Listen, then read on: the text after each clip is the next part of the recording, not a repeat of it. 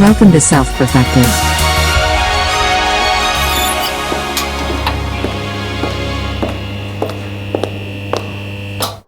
Here we go.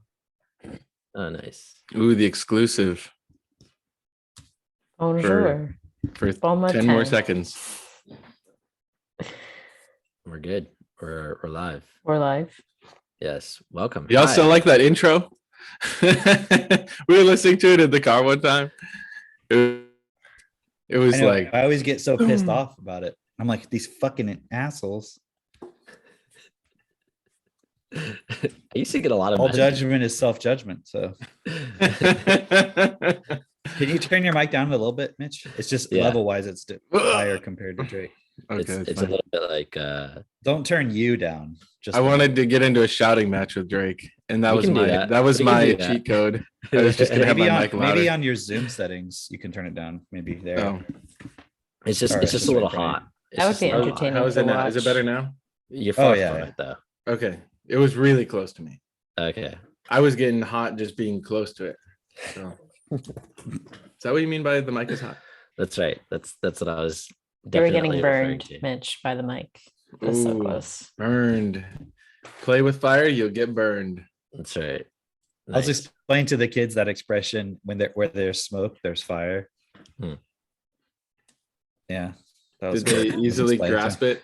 I remember my dad Yeah. used to explain that to me, and I was like, I would always just try and prove him wrong, but I didn't know what I was talking about.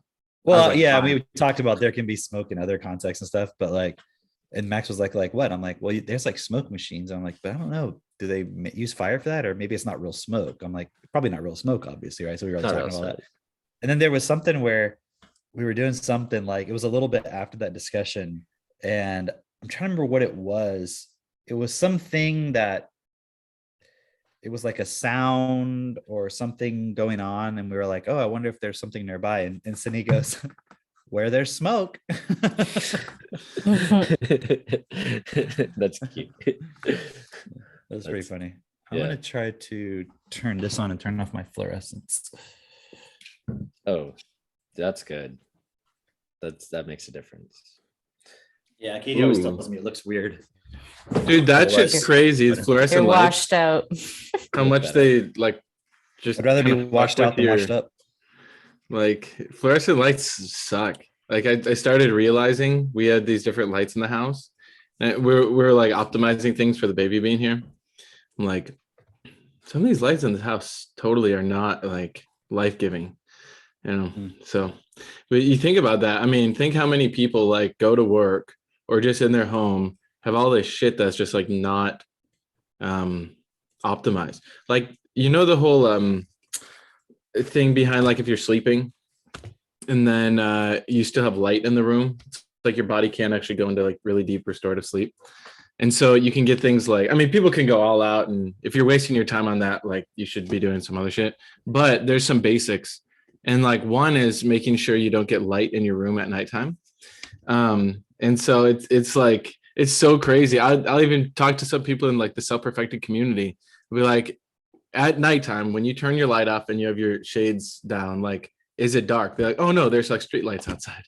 Like, dude, you realize you may have not had a deep night of sleep in like 10 years.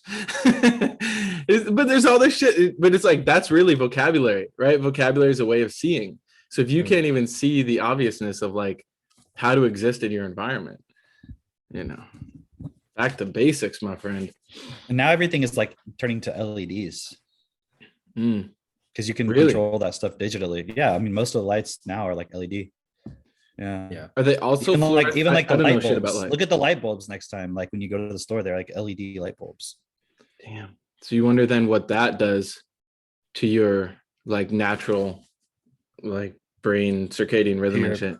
To your pineal gland. Yeah, dude. I do not want to calcify my pineal gland. I drank all this fucking tap water, did all these cleanses. I'm not trying to recalcify that I shit. thought you did That's- ayahuasca, Mitch. You're like That fully didn't- cleansed. yeah, but I had a lot of crystallization on that pineal gland. I think that what does it do? I think it decalcifies it. yeah. Yeah, it That's does. what- That's what I'm saying. Oh, Yeah. So Mitch but has. maybe I just have to do it decalcified. more. You guys, maybe that's why the You world should isn't put that best on for your all techno yet. treater, Mitch. I haven't done enough plant medicine. Medicine. I mean, don't you think Bill Gates has done ayahuasca? I don't know, dude. I mean, wouldn't you guess though? Like Klaus Yeah. Schwab. So I'm sure someone they've a all long done that time shit. ago, like people that I knew that were actually like decently, I don't know, tapped in. One of them, he was saying, like, in terms of like the celebrity culture thing, right? He was like, "Yeah, we were at this party and Bill Gates was there and he was on LSD." I'm like, but he like said it so matter of fact, and this like a guy with like big like was like, "Damn, like really?" But I mean, first of Maybe. all, Bill Gates is at a party, so why wouldn't he be? You know what I Yeah. mean? Like he's like Elon Musk does that shit. yeah. That dude goes to But- Burning Man, does some. That's like what a lot of them do. Actually, that is part of That's the what I'm hiring saying. process at Google. If you want to be an executive, you have to like go to Burning Man with them, like live in the desert for a week. I'm sure they fucking haze you with all this shit. And if you don't go insane, you get to be their their new COO. Oh, because all the people at Burning Man are still searching. exactly. For sure. Why else would you go to the fucking desert for a week? But that's why the Google people have to do it. Because they're searching. Bingo. Bingo. Yeah. Speaking of searching, I saw this cool video. I was sending it to. Oh, actually, I sent it to all y'all. I know. I sent it early this morning, so I haven't watched it yet. But there was this video talking about this bank. I think it's a Dutch bank, and they're creating this credit card where it'll limit your spending if you've used too much carbon, like in your purchases. So they have like a way where they're going to be like tracking every object and like how much, you know, whatever you buy, like it has a certain carbon impact or whatever. And then if you have too much, and they were saying like, so like in this article I was explaining, it was like, so if you want to go on a flight, purchase a flight, but you can't because you have too much, you've used all of your carbon impact credits, you could just buy carbon credits from somebody who can't afford a flight. And then you imagine like you're like crowdsourcing like carbon credits from all these people who can't afford it, and then you can now take a flight. So it's like totally, the whole system is totally moving towards restricting every single thing a person does, all their movement, everything. And this is Why not would the poor person be incentivized to give their carbon credits? money. Yeah. Just right. Okay. Yeah. Right, Like then you're they can buy poor it. and you Yeah. want shit. Yeah. If you don't need Very carbon easy. credits to buy like maybe an orange, I don't know. I don't know. That's what I was how saying. Like, carbon wouldn't they credits- need it for something else versus like Yeezys. donating some for wealthy Yeezys? person to Just go? to on? Yeezys? I don't know. But then you look at You those just have other a articles. surprisingly low carbon impact. There's those other articles of like Microsoft was talking about this back in like 2014, 2015 about getting like a chip put in their hand at their headquarters. So then you can use it to like pay for your lunches and go in and out of like certain rooms and stuff. So I mean, imagine this world, right? It's not that hard to imagine where they're forcing people to get injected with a chip, you know, so that way it'll be under the guise of like, oh, it'll make your life easier. And then now they know, okay, well, you know, Christine, too much carbon, right? That meal, that beautiful meal that you made, Drake, way too much carbon impact. Now you can't go to the TT. You have to walk. hang on. Wait, Mitch, did you say they're forcing vaccines? Nobody's forcing vaccines. You just No. I didn't even use the V word, Drake. Come on, don't get us downranking so fucking fast. You just can't go outside and go to work if you don't get it. You Yeah, just no can't one's make any forcing money. You. No You one's just can't forcing you. move out of your house. Yeah, you're just strapped to your bed if you don't get one. We're not forcing you to take it. We're just They'll forcing just you to be in stay the home if you don't. metaverse. Let's be honest. Yeah. Yeah. Imagine they don't even let you in the metaverse if you haven't gotten the vaccine. Well, 'cause- it's like a parent. If you spank your kids, you're not forcing them to do anything. She's like, oh, you're forcing them to do their homework. No, you're not. You're just forcing them to have pain if they don't do their homework. Right. So So you're not forcing them to That's do their stupid. homework. it's not force. No, someone was telling us how she is a flight attendant. She had to get a vaccine in order to fly or to continue flying, and otherwise they docked her pay basically. And I think it was like, I'm pretty sure it was one of the airlines that was like, in the media, everyone was saying, oh, look, you can still work for this airline. Mhm. And not have to have a vaccine. But she was like, You "No." just don't get paid. She's like, you got Literally. paid a lower salary actually if you did that. And Wow. not only that, it was just like you couldn't go certain places. They were basically like, you're a second class citizen. Don't get on our flights. We're not paying you. Right? Is pretty interesting to see from like somebody who was in it. And she was like, yeah, I did it. And then we also had another friend who he was telling us like his company, basically they created sick days specifically for COVID. But if you got the vaccine, you could use those sick days for COVID. But if you did not get the vaccine and you were positive for COVID, you could not use the COVID sick days. You had to use your own sick days that were already there. So they created a new So- benefit for if you had COVID, but you could only use it if What you if, got okay. What if you got the vaccine, but then you got myocarditis? Can you use the COVID vaccine days for that? No, What if man. you got- You what if drove you Duh. got sick SADS? days. What if you got SADS? Yeah. Seasonal affective disorder? Is that what you're talking no, about? beyond. Oh yeah.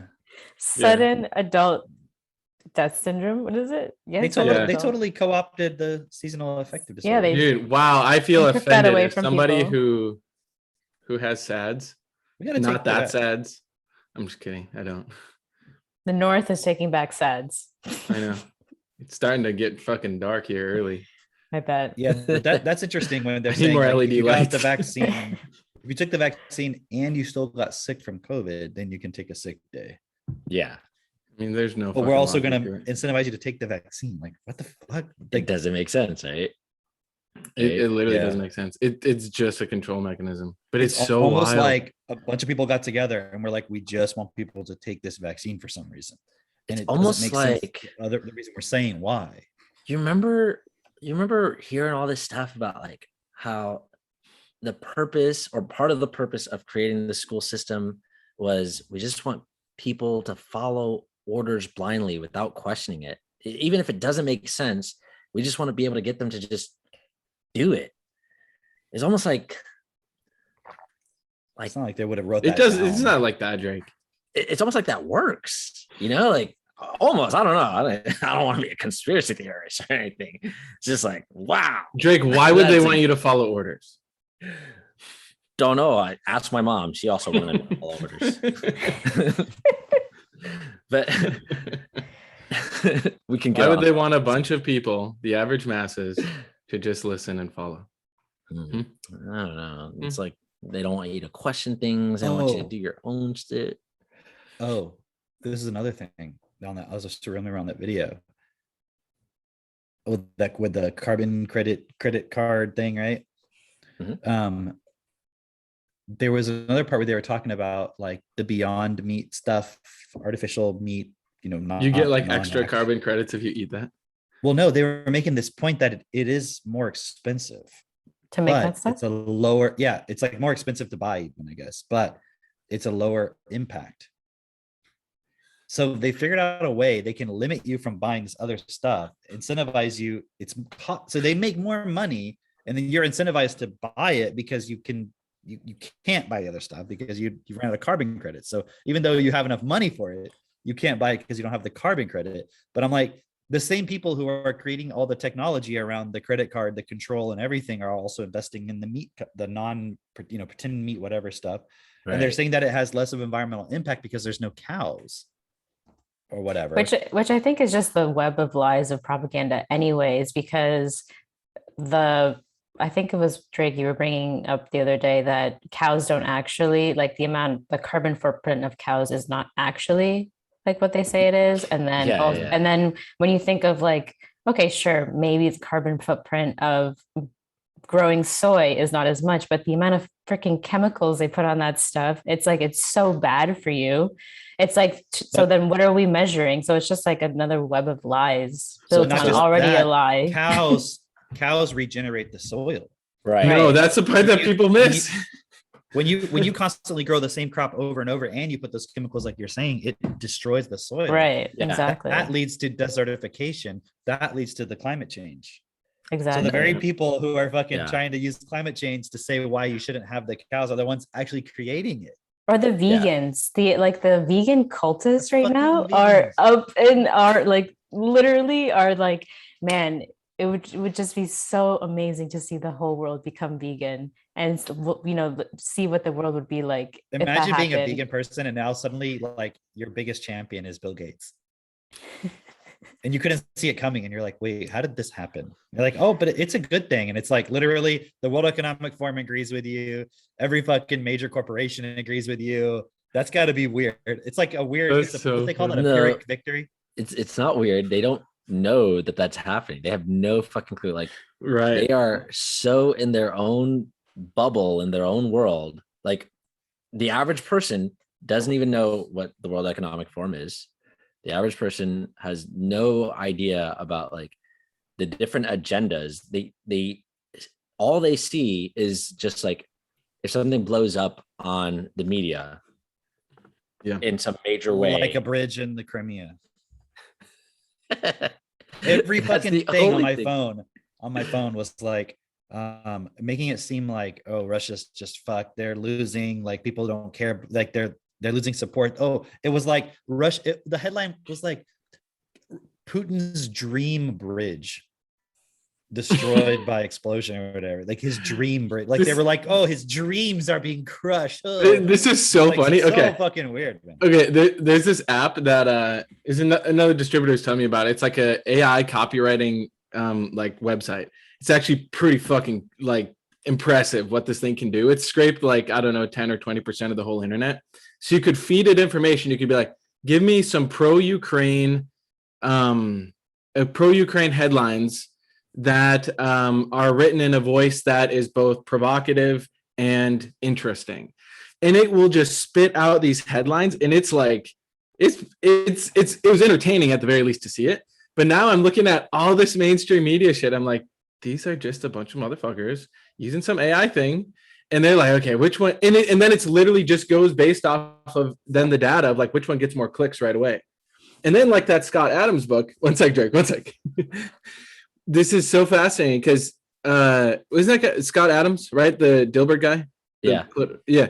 Where he said, What, did you say the dildo guy? yeah, the dildo guy. Okay, yeah, that's the one. No, Dilbert guy. But he's like a political commentator, and he predicted Trump was going to win before most people. He was saying how For you Cameron. notice the media cycles, they'll have this ridiculous, story like Trump's house raided by the FBI on probable cause or whatever. It hits the mainstream, the impact is made on everybody, and then a day later it's like not like it could just be totally fake, but it doesn't matter because people had the impact.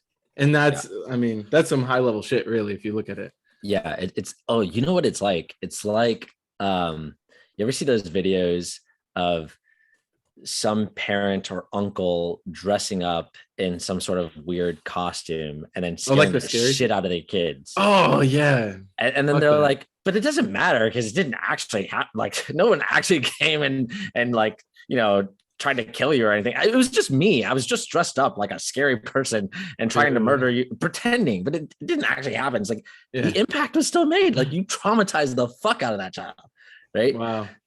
Oh my God. Never mind. I was gonna say I just thought of this. So I saw a video of this daycare worker speaking saw of that too. traumatizing kids. Did you see this? Yeah, So apparently they literally- got fired. Yeah, a daycare worker with a Halloween mask on with around these like little 3-year-olds scaring them. And Yeah, someone's like filming going it. up one kid at a time, like Yeah. And these That's kids are like terrified. Yeah. So I was like, this can't be real. I was gonna make a reaction video to it and then You be like, should. look, this is why you don't put your kids in school. But then I was In weighing it and I daycare. was like, the impact that this is gonna make anyway. It's so fucking complex right now because people are there's such a division. So that point that you were I saying, don't know Mitch, how are about- these people getting hired is my question. What do you mean there's a division, Mitch? What were you? There's What like do you mean by that? there's like a division in how there will be some people who can see something like that and be like, wow, those kids just got abused. And then like, whatever. And then they just go on with their day. Mm. Then there's other people who will see that and they'll be like, oh yeah, that's evil and all this shit. But either way, neither of them can even process or comprehend a solution, even when, and I mean, that's where it comes in to be a very effective communicator, right? Bring them to this community. I realize about 5% of people are even going to comprehend what we talk about on this podcast. But that would be the division, I'd say, is like there's the apathetic losers who just go along with the system. And then there's like the raging losers who are then like, we got to change this. Or they'll be like, it's because of the satanic agenda with Disney and Right, the just some stupid shit. pedophile drag Or, queen. or like, okay, I had this dude reach out to me the other day on Facebook. I don't know how he found me. He found some video or something. And he's like, and I honestly thought right away that this guy wanted to like change and he wanted some support. So I was telling him about Techno Tutor, how I've changed, a bunch of other people like him. And he just has a lot of like self-doubt but he had some self-pity and stuff too. And it was so fascinating because I witnessed him over like 2-3 days, because it was around the time that Aristotle was born. So I'm like, I'm not going to be on fucking Facebook. But then I checked it a few days later and he's like, hey man, feeling really bad. Like, you know, I know you're with your family, but just, I don't know, like, I feel pretty like fucked up. And I'm like, hey, I can't chat right now, but like, here's some videos, right? Join this group, you know, we can chat in a few days. And he just went into this pity fucking spiral. It was crazy. I witnessed him go like, no, man, there's just no hope for me. I'm like, and he understood the idea of teachability. So I was like, dude, are you fucking teachable or not? And he goes, no, I just can't be teachable. Like I witnessed this dude's programming just fucking take him and just like lock him away. And I was just like, dude, like you're fucked. But know that if you want to become teachable, you can message me. But I'm not gonna fucking participate in your bullshit. And it was that audio depression's an attempt to manipulate. Yes. Or is it control? I always forget it mixed up. To control your environment. Control others in your environment, right? Yeah. And like that's an example of it. It's like you're using the depression, the self-pity and everything to get attention from somebody else or get someone else to do something.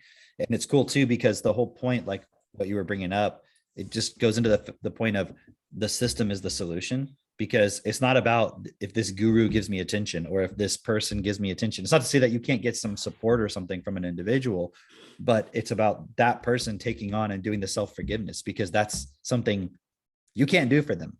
Right. There's no, and that's the thing, there's no book you're going to read. There's no audio you're going to listen to. There's no thing you're going to one thing you're going to do that's going to just give you an insight, and then everything's going to change, because the most it can do is give you the insight of, oh, I need to change, and this is how I change. But then that's where the process begins of actually facing all of those points and doing the forgiveness and doing the writing and doing the process. Like, because you can't, it's like watching a video, you get really excited about, oh, I'm gonna fix up cars, you know, and like restore old cars. Okay.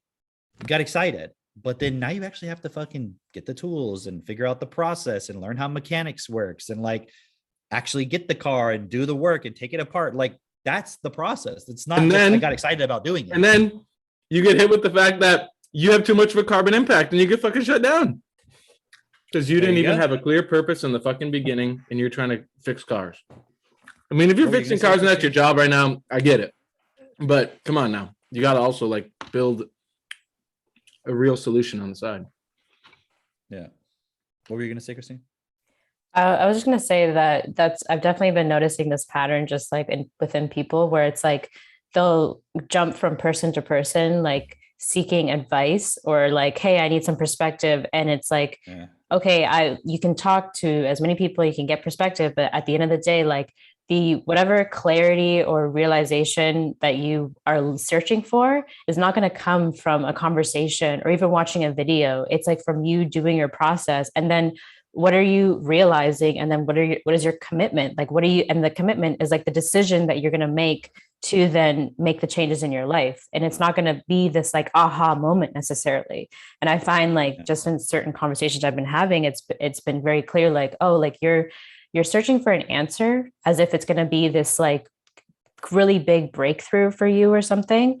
And the decision is going to be made in this one moment. And then that's just going to like, whoo, like change your life. Right. But it's like, no, like and it's funny because like I had someone tell me like, well, what's the like, I feel like you have the answer for me. And I'm like, I actually don't have the answer for you. I don't know what this moment of clarity is going to be for you, or this decision that you have to make, but it's not, this decision hasn't been made. And I don't know what that looks like for you. So it was just, and I've just seen this in other people as well. It's just like, you have to like because I know this from myself. It's like, okay, when I came into this group, I was like, okay, I want to change. So I spoke to like Mitch was the one who was supporting me the most at the beginning, but it was like, okay, Christine, like do this, and this. Okay, now I'm going to go do my process. And then I come back to Mitch. Okay, hey, I did that. Okay, like, what did you realize? And then we talk about it. And it's like, okay. And then kind of asking me enough questions to come to my own conclusions. Cause then I also had this with Kian as well, where it was like, do you realize like basically, okay, what you have to focus on is like getting into a relationship. Like that was one of the things that I had to like come to my own realizations. But then it was like, okay, now that I have this objective, it's like, what decision am I going to make that happen? So if I'm just like in my own little bubble, isolating, just being online, doing my process, but not actually going out and meeting people, have I actually made the decision that, oh, like that's my clear objective? No. And that's where I find like people get stuck. It's like, okay, it is going to take some time and process. It's not like, oh, one day you're just going to like go on, a dating app and like find find your person, or like find someone in the group or whatever. But like, are you doing the things that are going to like sort of get the snowball rolling for you to like get to where you want to go? And that's going to take some time. But like, that's where I find like people get really stuck, is just like that moment of like, okay, did I decide, and am I going to persist to gain that like, delayed gratification, so to speak, because it's not going to happen within necessarily like a week, 2 weeks, 3 weeks, especially something like a relationship or building a business. You know what I mean? It's like, that's just going to take fucking time. And those are the moments when you're challenged and you're like, this is fucking hard. Well, it's like, okay, are you clear on the principle and your decision that no, this is the moment where I have to like check myself, check my ego. This is where I'm having all this back chat, and then continue. So I just feel like, anyways. And every time we make the decision to go into the ego point or not stick with our commitment or whatever, that time loops. And then that also gives us evidence that it didn't work. It's like we created it. It's like, okay, I'm going to stop, eating chocolate. I'm just making something up, right? And then it's like, you do all the stuff, and then they get to the point where you want the chocolate and you're like, oh, I'm just going to do it. And then you're like, see, it doesn't work. I ate the chocolate. Now, okay, somebody else help me. I can't stop eating chocolate. And it's like, you fucking made the decision to do it. You have to stop. You have to realize that your programming was such that it wants to do that. And then you have to make the decision in the moment to stop. All the writing, all the processing is to support you in that moment to stop. But if the person is like, no, it's supposed to just happen automatically, that's like actually saying, I just want to be a robot. Yeah. I don't actually want any free will. I actually don't want any choice in the matter. I actually just want, like a robot, it just to happen automatically. And it's like, what's the point of that? Someone who's weak. Right. But that's the weakness. Yeah. Right. That is the weakness. And it's great. Like just that point of, people want it to be automatic because that's how people have experienced themselves for so long. It's just they're going along automatically with their programming. And to actually direct yourself would be in the moment of, I really want this fucking chocolate, to be like, no, I'm not, it's right there. I'm not going to do it. I'm going to step away. I'm going to throw it out, whatever it is. But like actually making that change happens in that moment where it's really fucking tough. And that doesn't just happen. You have to prepare for that. That's the whole like process is like your preparation for that. And then so that you can get to that moment and actually change it. Because if you're just expecting that, like, oh, I'm going to like,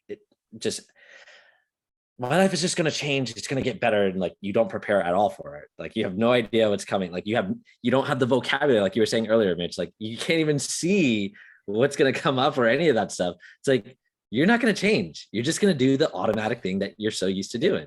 And building the vocabulary, that's the part that starts to allow you to see what you need to change. Yeah. So it's like, people might think, you start using your techno tutor and you're like, why isn't everything changing? And you're like, that'd be like, you're studying mathematics, you're studying algebra, and you're like, why am I not able to solve these calculus problems yet? And you're like, you don't even have the base vocabulary. That's the whole point of it. Because if you had grown up with that vocabulary already, you wouldn't have made any of those choices. You wouldn't have automated things in the way you did, because you would have known better. You would have understood. And so part of it is clarifying your vocabulary of like, oh, that's what this means. Like there was somebody who I was talking the other day, and they were like telling me like they have no motivation. They feel really bad all the time, like depressed. They can't get out of bed. And I'm like, okay. And it's like, I could tell they were basically trying to ask me like, how do they motivate themselves? Right. And I was just like, are you in a relationship? And they're like, no. And I'm like, that's what you need to focus on.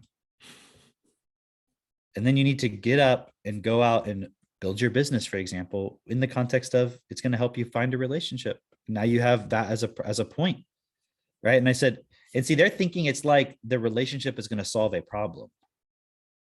But the reality, that's not what I'm saying. What I'm saying is by being in a relationship, now you have more problems to solve. Because right now you're just by yourself, right? Okay, it's just you. What do you have to care about? Nothing. Yeah. And that's why when you look at the World Economic Forum, all these agendas, it's trying to like divide everybody into isolate, even though it's interesting because we're saying like everyone is an individual.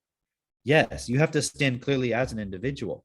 But when you don't recognize the relationship you have with everything around you. And the first one is when you're with another person, you start to see how what you do and what you think affects the other person and vice versa.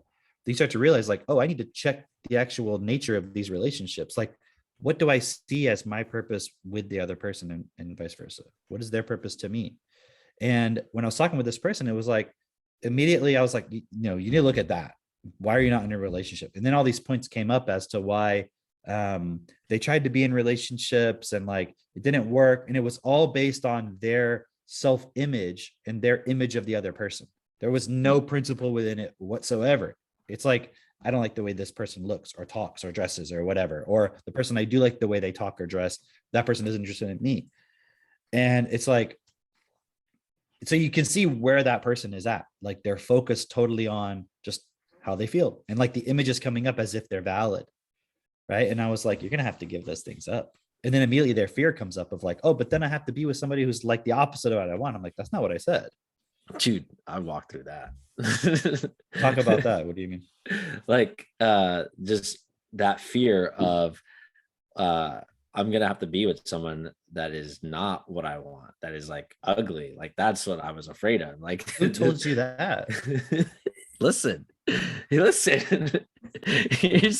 what was going on. I was really just like focused on like this image of what I wanted, of like, okay, I have to have this specific image of a woman. And it was also mostly like my friends would like her, and people would look at me and be like, wow, how'd you do it? Like it had to be like this really specific image of what I wanted. And it was not based in principle at all. And as I was like recognizing that it wasn't based in principle, I went to like Katie, your wife, and it was just like, hey, so I got a problem here. I want this, but I don't think it's gonna be good for me. But like I still wasn't wanting to let it go, but I had the I guess awareness enough to kind of say something to somebody and get support. And then she started saying like, well, you're gonna have to let that go. You're gonna have to let go of like that image, that need for that image. And I'm like, wait, what the fuck? Like, I can't have the beautiful woman. I there's so many beautiful women in this world. Why can't I have one? Like, what the fuck is that about? Like, I gotta be with an ugly woman? This is some bullshit. Like, fuck this. Fuck you guys. Fuck all this. Like, I'm out of here. That's the last straw. No way. And it was really cool because just facing all of that, that's where I really got to dig into myself and just like, what the fuck am I doing? Like, this image that I'm holding on to, like, it really felt like I was letting go of a huge piece of me. If you look at it like, let's just say you got what you wanted at that time without having let go of those desire points, what would actually happen is you would always be looking for something else. You would never be satisfied, and you would always there would be like a point where, and also there would be no principle within it, so you wouldn't be considering any other qualities of the person at all. It would also be just like a huge compromise in like what I'm here to do. I was talking about Well, this. obviously, but that's my point. Is like Yeah. it would just be based on that. You would get that would feed your ego, Right. and then all the other parts would come into play, and then that it would end up destroying that relationship, right? Right. Of course, it would have to. It'd have to, because I'm like pretending. I would be pretending in my mind that what I'm doing is the right thing and all this, because why wouldn't I? Right. And look, I got to have this, and then eventually it would break down because that person's not going to be aligned with the principles. That person's not going to give a fuck. I'm going to have to compromise more. I'm going to have to compromise more. I'm going to have to compromise more. It's going to just be completely, I guess, just completely fucking yourself over and a complete mind fuck in that way. And it was like, I was talking with somebody who was saying, you know, he wanted to build this company that was like a holistic company where he could, from farm to table, be in complete control of this production. And he's like, but he's been studying all these other companies, and he's realized once you get to a certain level, there's certain things that you have to do. Like you have to use this sort of pesticide or whatever because it's cheaper, or whatever the case may be, in order to continue making money and expanding. And he's like, and you know, if you want to get to the level where you can start influencing policy, it's like you're going to have to make some compromises along the way. I was like, oh, that's interesting. Who's to say, like, you know, you making these compromises along the way, once you get to that position where you can influence policy, like you're running for senator or governor or whatever the hell it is, like you just made all these compromises just to get there. So what kind of person are you going to be in office? You're going to be just like everybody else. He's Like, like, well, no, but then I'll change everything. but I then won't it have to compromise when I'm governor. just- right. Like, no, that's Then you get to that's be governor, the and they're all like, "Okay, governor, here's how things actually work." And it's like, "Okay, I'll just compromise a little bit more." Yeah, until, yeah. like, Just a few carbon tax credit cards for you're everyone. literally dictator of the world, and you're like, "No more compromise." And you're like, "Fuck, I have to still compromise." right. Wow. But that's essentially like what these moments are, like when you're looking at your own fears in getting that relationship, or getting like stopping whatever it is that you're participating in that's causing your depression or whatever. All of that is like, what are you participating in that's causing you to compromise on actually, if you're in this group, I'm assuming you're here to create a world that's best. I'm assuming you're here to participate in like being the best that you can be. We're called self-perfected. So if you're listening to this and you're not like, if that's not what you're trying to do, you're in the wrong fucking group. I don't know if you can't read the title or what, but maybe you need this more than others. Anyway. You can't read the title. Maybe you're in the right group. Yes. We can help you with that too. Exactly.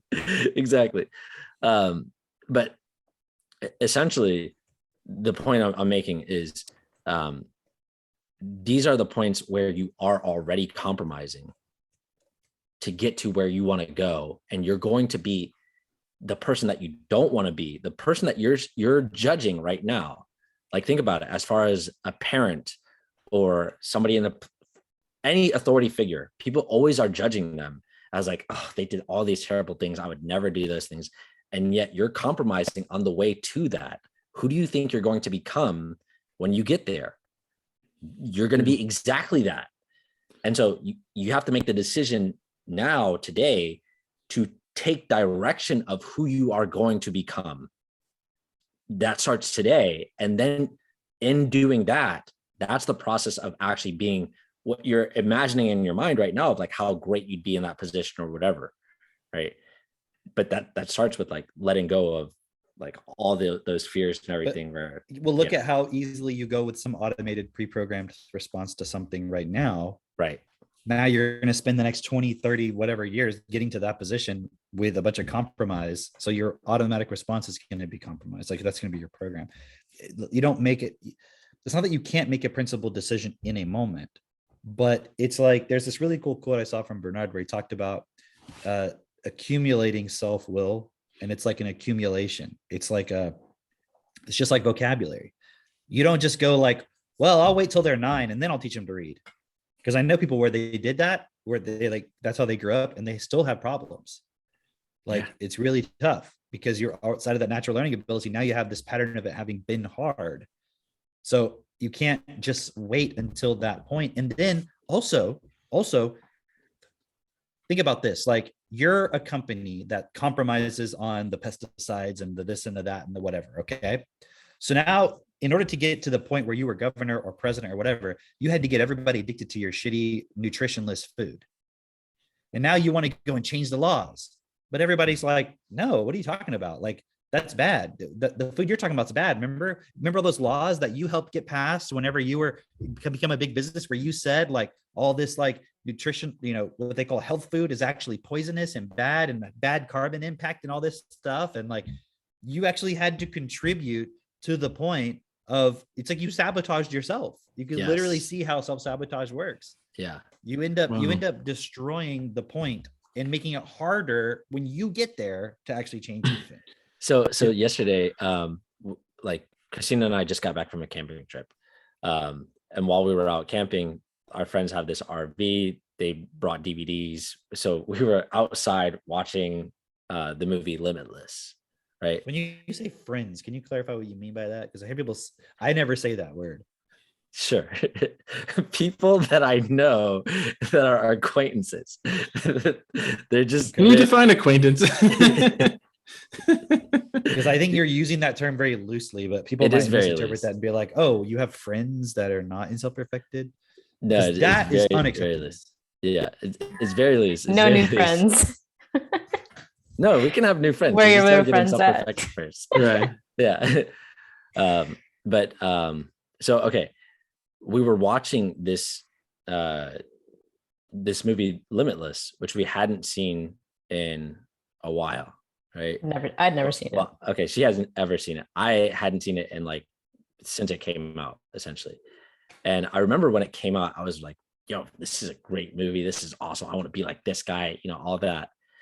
And as I was watching it this time, it was really interesting. In the very beginning, this guy's ex-girlfriend says to him that he's got this pattern of self-sabotage.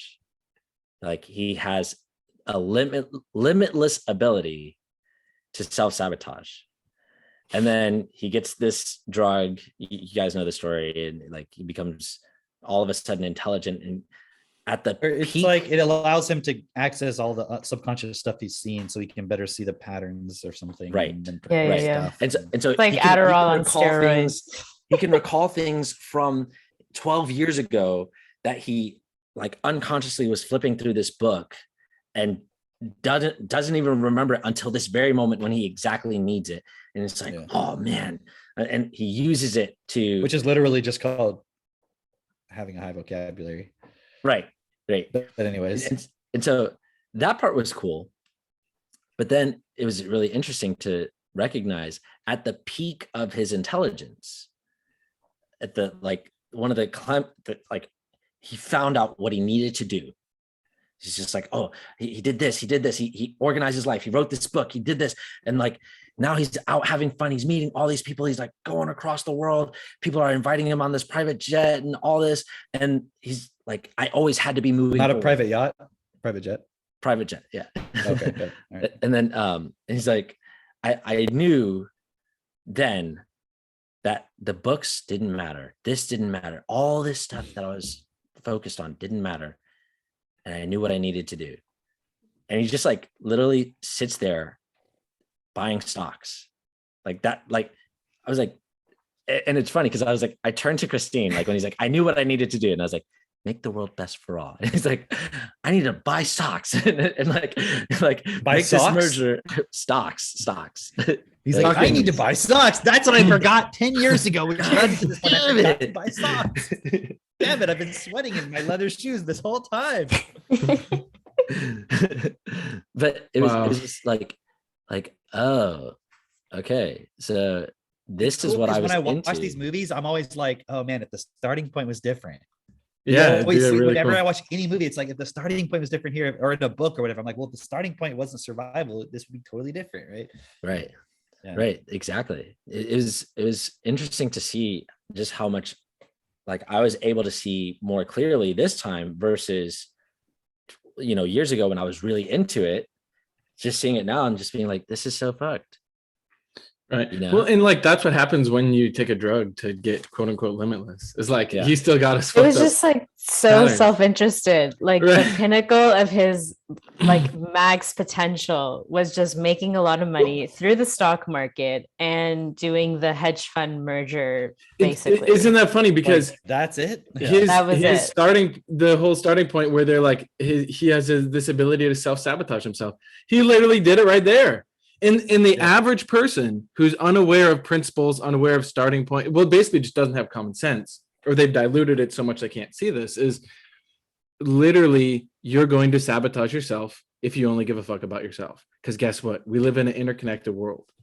And so like I'm really glad you were bringing all that up, Drake, about the relationship and just in general, that concept, Cameron, it was sufficient accumulated will was how Bernard had written it. I believe that was how Guion I think posted that's it. right. Yeah. And I was like, that's a good fucking phrase. Because I look back at my journey in pre-Techno Tutor, I had like no accumulated will. I mean, my accumulated will was go find energy. I mean, that's why we were talking earlier about ayahuasca and shit like that. I'm like searching, and and then I noticed that once I got Techno Tutor, I could start to see, and I would have like little moments of like, oh, I can see that. Oh, that makes sense. Wow, why am I doing this stupid thing? I should do this. But then it became really obvious too when, like Christine, how you were talking about, we would chat, and then you'd learn, oh, I got to go do this. You go do the thing, and then you come back for more information, right? Yeah. And then that was a similar thing I had. Like I'd talk to Cameron. I'd be like, okay, so we got to change the political system. Like, how do we do this? And he's like, actually, just look at it like this. I was like, oh, okay, cool. So then I would do the thing. But I became hyper aware over time through some trial and error of like when you'd have these moments where you would be choosing the stupid thing and you would time loop and it would come back around. But it was like, it's like we face these firewalls within us. Like, I mean, I know y'all know that feeling, right? Where you're like, I know this is what I got to do, but it's like a blanket inside you where you're like, fuck, like, and then you just jump to something else. But then sure enough, it comes back around and you're like, oh, that fucking thing, the thing. So now I have a system for it. And then I'll write it down because I have like the stuff that I know I need to like write out and do my process on and my Techno Tutor on. And so anyway, I see why it's a 7+ year journey, but also it's so awesome what you can create even in a few months within the journey when you can develop that will, because you learn like you can do enough to get other people into the system. And then the system is the solution. It's pretty, it's like exciting to see that you don't have to have it all figured out to make progress. I mean, how could you? How could you have it all And see, figured but out? then you also see the self-sabotage points where people will get to a certain point where things will improve, and then they will say like, okay, I got what I want. And their ego will, but not realizing this is the next part of the process, is realizing, okay, because if someone else had done that, you wouldn't have been there. Do you know what I mean? Because nobody would have shared with you anything. And so that's so fucking key. Like, okay, there's that one principle. I think it's principle number 7. It's give as you would like to receive. And there are sometimes guys tend to do this. I don't know, probably men and women. Yeah, I can't speak for transgender people because I don't know. But a lot of guys have this tendency where they'll get Techno Tutor. They'll start to see like, holy shit, this is really cool. I can see things. They use it to like make more money and all that. And at a certain point, they're then like, yeah, I know I can share this with people, but like, and then excuse pops in, and it's the sabotage program. And then I see them either in that moment, they catch it and we can talk it out and support them. And then they can do the self-forgiveness. I've seen many people successfully do that. Yet I also see other people, and then they'll go into, yeah, well, I just want to focus on this, but like, I'm going to keep doing Techno Tutor, but like, I don't know if I'm going to like share it as much. And it's like in that moment though, sometimes you can still help them see. where it's like, look, imagine I had that mentality. And I was like, yeah, I'm good. I'm fucking crushing it in econ, making all this money, right? This is great. I don't really need to share Techno Tutor with that many people. I'd be like, where would you be? Yeah. You know? But it's like they're actually extremely short-sighted still. Yeah. And it's like when you go outside of your current programming, it seems like, wow, I've changed a lot. I've advanced a lot. But you really haven't fundamentally changed that much yet, because look at the entire system as a whole. Like, you're still just participating in it like it's nothing. And so unless your whole purpose is to change that, you won't change enough. You'll change just enough to go to the next part of the system, because raising your vocabulary does that. Yeah. But until you've really sufficiently accumulated enough will that, like, you're sticking to the principles no matter what, you're always going to have that temptation of like, well, I'm good now. But the problem with it is it's a self-sabotage. It's going to come back because you didn't change the system. It's going to fuck you, because the purpose of the whole system is like nobody gets out. So unless we all change and therefore then change the system, none of us get out. Nobody gets out. We're all fucked. And I mean, that's why we talk about this World Economic Forum and all this stuff so much. That's why I talk about it so much, because I want people to see, like, you cannot escape this. You have to change it. We have to change it. Like, we can't just be like, oh, okay, now I'm, it's like I see people like, oh, this guy on YouTube talking about the World Economic Forum, and he's like telling people how to like invest in properties and stuff. And I'm not trying to diss the guy. He's a cool speaker and he's got some cool points, but it's like, that's not the solution. Right. Because at a certain point, it'll be illegal eventually for anyone to own a property that's not a bank, that has the right carbon footprint, et cetera, if we don't change it. Yeah. And maybe it's inevitable at this point, and we have to get to the point where we can change that. Yeah. It's inevitable doesn't mean it can't be changed. Go ahead. Yeah, I was just gonna say, it's like I always have this visual of people are so isolated and into the degree of like how connected we are, that it's like imagine you're a cell, or even bigger, like your body. It's like everything has its like very unique purpose and point that it's like contributing to the total functioning of your body to maintain homeostasis, all this kind of stuff, right? And that's what we are as a collective.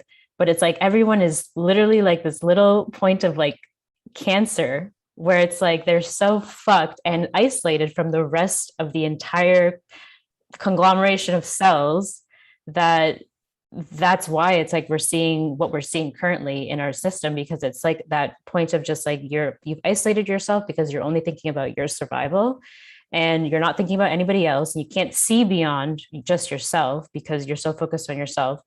And it's interesting because, like Drake said, we were hanging out with people this weekend, and, they're just people with like average lives, like, have their jobs, are married, some of them are starting to have children, but it's like they're so comfortable in their day-to-day living that it's like, their problems aren't survival problems. They're just like, their problems at this point, it's just like the ups and downs of just like their everyday living, some days you feel good, some days you feel bad, but they don't see beyond of like, well, there's people suffering out there. And, just you thinking about your own survival is like harming those people, whether you are directly related or not.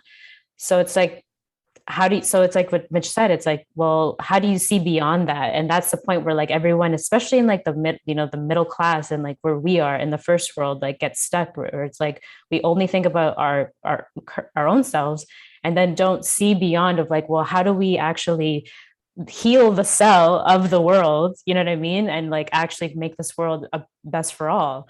It's like, and that's really like where the challenge is, like with even sharing something like Techno Tutor, where it's like that point of transcendence, where it's like, okay, well, now that your life has changed, don't you see how like the whole fucking system needs to change, right? And this is now the solution to get people to do that. And it's really clear because you've done it now. So yeah, I just like, it's just, I find like the visual of like seeing everything interconnected is like so powerful, because that's literally what the world system is. And no one sees the connections with like, oh, as above, so below, as within, so without. It's like, oh, yeah, that phrase is only convenient, when it applies to like some stupid meditation or something. And even when people say it, like people say it in that, they just mean it in that context where it's like, it doesn't even mean anything. It's just like, As within, so without. Okay, so I imagine there's a beautiful, wonderful place called heaven. So that must be me within also, and that must be what I am actually. It's Right. like maybe if you reverse it and you say, actually look at within self-honesty who you are, look at the world. Right. You're That's like a probably what spiteful everything is asshole. like. Right. That's what everything is like. Right. Yeah. Yeah, it's wild. But I'm realizing too how I've got a lot better at storytelling, you know, because it's one thing to then see this and then you go post on Facebook and you talk to people and you go, yeah, World Economic Forum and everything's fucked. But it's like nobody can process that. But as you can, you know, assemble some really good stories and, you know, you perfect that art of communication and asking questions, it's pretty cool. Like because there are still a lot of people out there looking. They haven't yet found it, the solution, which is right here. So You know what people that's fun forget to about do. storytelling? Mhm. They forget to make it fun and engaging. I'm not saying you do, Mhm. obviously. I'm just Mhm. saying for people out there, people listening to this, where it's like you're saying True. you have stories and so forth. They forget that part. Like it doesn't mean it can't be, it doesn't mean it has to be humorous or fun all the time. It could be scary, but it has to be engaging. You know what I mean? Like I noticed because if I look at the kids, they always want me to tell them stories. And it's always the same stories until I tell them a new story. And usually when I'm like, I'm gonna tell you a new story, it's kind of like, no, tell us the other story. And it's like, no, I have to sell them on, you're gonna like this one. Let me do it. And then I tell them what it's about, and but I still have to make that engaging. And they're like, okay, yeah, do that story, you know.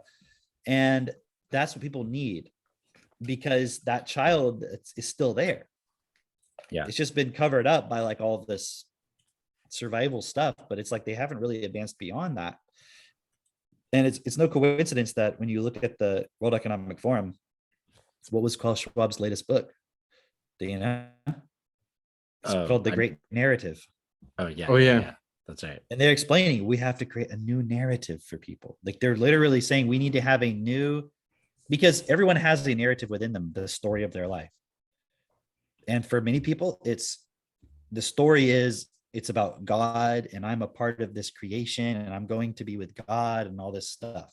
For some people, it's about, you know, I'm advancing in my career and I'm going to be, you know, this or that. Like everyone has this little story that they're doing, but then within that subconsciously, there's some story that they maybe even don't consciously recognize of what's the purpose of being alive, what the world is, what is history, what is the future about, right? And that's why you see all of this impulsing about transgender, transhumanism, technology, metaverse, all that. It's creating a story about where we're all going as humanity. That's why like that Noah Uvari, Noah Harari. Yuval Noah Harari, that he's telling stories in order to get people to think differently about what humanity, what's the future of it and so forth, and what society will be, so people will accept that.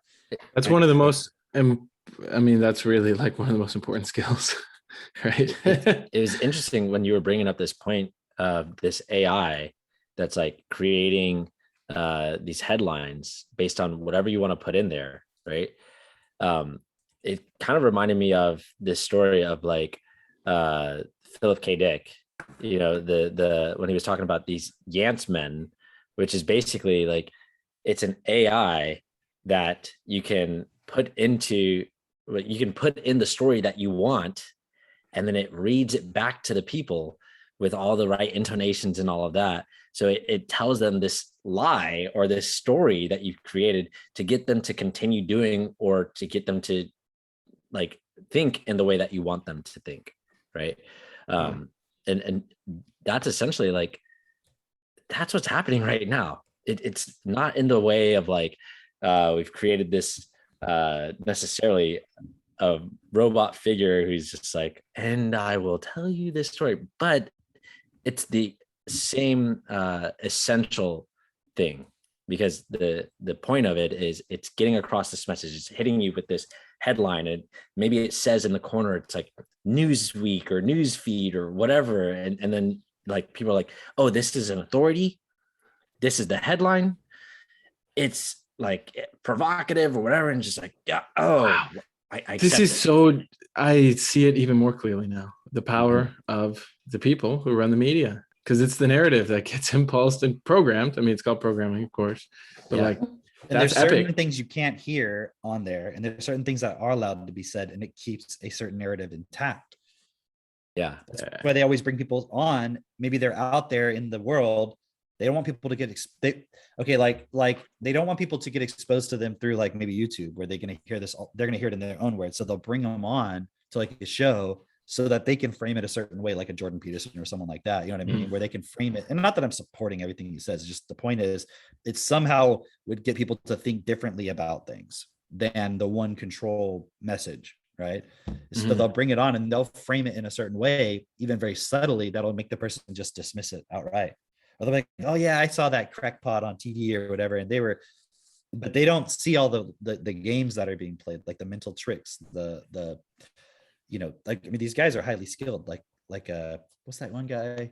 Piers Morgan, or any of these, like, Yeah. these people, like, they're very highly skilled at knowing how to manipulate the perception about something, right? Yeah. It's just on that point, I think Christine was telling me the other day, she was watching an interview with Owen Benjamin, and he was like basically talking about other comedians and how all the mainstream comedians right now, he calls them the gatekeepers, where what they're doing is they're saying all the jokes that are acceptable to say right now, but that's the line. You can't go any further than that. You can't say anything. You can't question beyond what the line that they've drawn, right? And so it's basically like you're saying, it's like, and some of these people are being used and they don't realize it as controlled opposition, as the point of like, oh yeah, you can. And how did he put it? How did you put it? It was, so he was just saying, like, for example, Russell Brand, right? It's like would be considered like a truther in the YouTube community, because he's talking about real things that are happening right now with the World Economic Forum, with the vaccines, what's his name? Tony, like Fauci and all that kind of stuff, right? But he was saying that it's like the thing that they're not taking down someone like Russell Brand, because it's almost like they're using these people as like a pressure release valve within the like collective consciousness of like what people are seeing happening in reality. Because it's like, you can't deny, like, okay, there's something really sinister happening now with like the medical system and like the vaccines and COVID and the pandemic. So it's like they'll keep people like Russell Brand on, so that it's like, there's like a little sliver of truth being said of like, okay, no, this is happening, but it's just to like release a little bit of that pressure that people are like, oh, I'm not crazy, like this is happening, right? And this is kind of weird, but And somebody's talking about it, right? It's like, oh, okay, great. Oh, great. Okay, Russell Brand's got to figure it out. yeah. I don't have to There's do it. never a solution. There's never Right. a solution. Right. Like, we have to continue waking up and sharing this and and it's like there's Right. never any. So it's like you get directed into it. So I'll watch some Russell Brand, for example, every once in a while, but I'm using it to get information that I wouldn't have otherwise seen. So it's like, okay, cool. Now let me check what is he talking about here or whatever.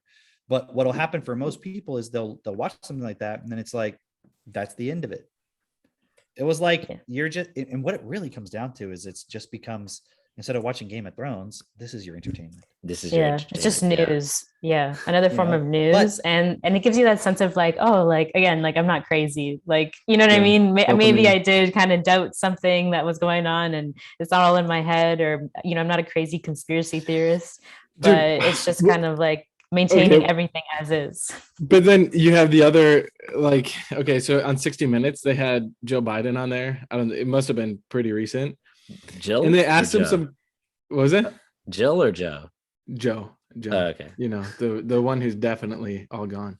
And they asked him, they're like, yeah, some people question if you're in a good state of mind. And he like baffles the fucking answer. It's so, and it's like, you have to look it up. Maybe we can find the link, but it's like, It's got to be on purpose at this point. It's got to be on or purpose. something, because it's like they allow that through. I mean, it's like it's coherent enough where if you're like, oh yeah, whatever, how could you doubt the president's mental state? Competency. Yeah. But it's like, it's so ridiculous. It almost reminds you of like those, like some sort of it's like they're playing a fucking prank on everyone. And they're like slowly turning up the volume of like, yes, this is a giant fucking hoax. Yep, your president of the free world literally has dementia and is like out of control. It's when you said turning up the volume on it, like playing a prank and turning up the a volume. It's like you ever watch that show Impractical Jokesters? Mm-mm. Oh my gosh. So it's basically like four, I don't know if they're comedians by trade or what, but four guys who they hang out together or whatever. And then they're like constantly like they have an earpiece in and they're constantly like, okay, you have to go over to this person and say these words. And then they're like in professions where they're at an ophthalmologist and they're like, oh, I can see something in there. And oh, looks like, you know, my grandmother had the same thing. And then like they start telling a story about their grandmother shitting her pants or something like that. And like they have to do these like really impractical things in situations where like people are trusting them essentially. And they just keep like ratcheting it up more and more and more. It's like, how far can we go before, you know, like the people realize like you're just completely fucking with them. And then they'll also have to do things like get the people to give them money while they're doing that. It's like, we're in this game. Dude, that's like literally right, like at a major scale, you know. It's just like, okay, like, now make the president fucking retarded and get the money from them at the same time, right? And have his son be a like completely this just like insane human being. Can you imagine all this? Remember all the shit they kept saying about like Donald Trump Jr. and everything when Trump was in office? Yeah, the guy's just like a normal dude who likes hunting and fishing and shit. You know what I mean? And like runs the businesses. And like here you've got Joe Biden's son, like is a total fucking mess. And it's like, oh yeah, but it's a total cognitive dissonance. Mitch, what was that? I had to go to the bathroom real quick. What was that point you said about when they asked him, is he in a good state of mind? I just missed. Oh yeah, he just like baffled the answer. It was like his answer wasn't even coherent. And this is like what aired on 60 Minutes. Oh, he's like, and so it's like I'm totally good at Jabba Joe, and you're like, did not help at all, dude. Like, yeah. You know, I work at Jamba Juice and Jamba Juice loves me. I work at Jamba Juice. He's a great guy. Is it an act or is he totally fucked? It's like, it's kind of, you can't even tell. Right. Because people say like, oh, Trump was an actor, you know, and like the conspiracy and all that. And it's like, well, yeah, he was an actor. Obviously, he was literally on The Apprentice and for many years and all that. And it's like with Joe Biden, is he just a senile old guy? Probably. But it's a rubber stamp of approval for anything that his handlers and anything want him to do. But I mean, it's like, isn't that how the president's always been? Is that anything new? You know, and then if anyone tries to challenge it, they totally take you down anyways, because you're not surrounded by anybody else with any principles whatsoever. Right. And for anyone who's new, like I was looking at some of the comments and stuff, and I just see like a lot of new people have, you know, joined the group, especially recently, who may not have listened to all the old episodes, but like we may talk a lot of shit about the problems in the world, but we have a complete solution to it. Like the ultimate solution, right? Which is getting is the education. Like if the average kid right now would rather just watch fucking YouTube influencer instead of be able to like comprehend and build their vocabulary and do cool shit, like watch what Max and Seneca are doing, right? Watch Melissa and her daughter Aria. Like there's so many amazing things. I mean, Drake, what you guys are doing with the daycares is phenomenal. So where does that lead in 3, 5, 10 years? And then it's like you got the education piece, and then long term we have then the political play. And we understand we have to buy the media companies, right? And we have to buy our way into power. But like we were saying, you can do it without the compromise if you have a big enough group of people standing with you and you have an educated populace. Yeah. So it's like, it is really a comprehensive solution. It's not to say, oh, we know every single step A to Z, but we know the essential steps and we're clear on our starting point. You know? So that's what this group really is. Yeah, it's such a great point, because it's like the vast majority of what everybody's doing is just adding back to the system. Like what Cam was saying earlier about that guy who was saying, you know, here's how to buy property or whatever. It's like, I mean, that sounds like where he's getting the loans from is like literally on the board of the World Economic Forum. Yeah, right.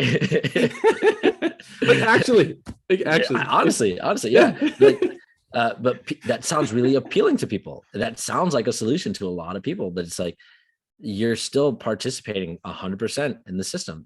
It's the same thing. Like, you know, people will start like they'll get pregnant, they'll start having kids, and they'll be like, oh, I want to change things for my kids, and they'll see they want to do things better, but they also are very much just still like, but I have to have my lifestyle. We're still going to do this. We're still going to do that. I still have to go to work. It's like the kid literally becomes secondary to all the things that they continue to want to do. Like, it's like they're having a kid more so out of just like, not to, It's just what you do. yeah, not to It's like the next step of like the growth of your family. like consider the difference with like how you and Jess are with your son, or Cam and Katie are with their kids, and, or like, all the other self-perfected moms and dads who are actually taking these principles on. Like, you're actually having to change your life completely, because otherwise if you don't, you're just going along with what's already here. You're just going to create the same thing that everybody else has, the same bullshit. It's like, and you're going to tell your kids they're special, and it's all going to be a fucking lie, from the perspective of like, you're not actually preparing them to be any different or any better. You're actually just abusing them, abusing even the word special, like in the sense where you're just like, okay, listen, I love you. You're special. You can do whatever you want. None of that is true. None of that is true. They may feel, I'm not saying they don't feel love, but they're not actually can be any different than anybody else. They're not special. If you look out on a sea of people, you're not thinking any one of those people is special. You're just looking at. Imagine a person saying like, how dare you say like a person's child isn't special or whatever. And it's like, but at that point you just said like, okay, look around all the other children. Do you think they're all special?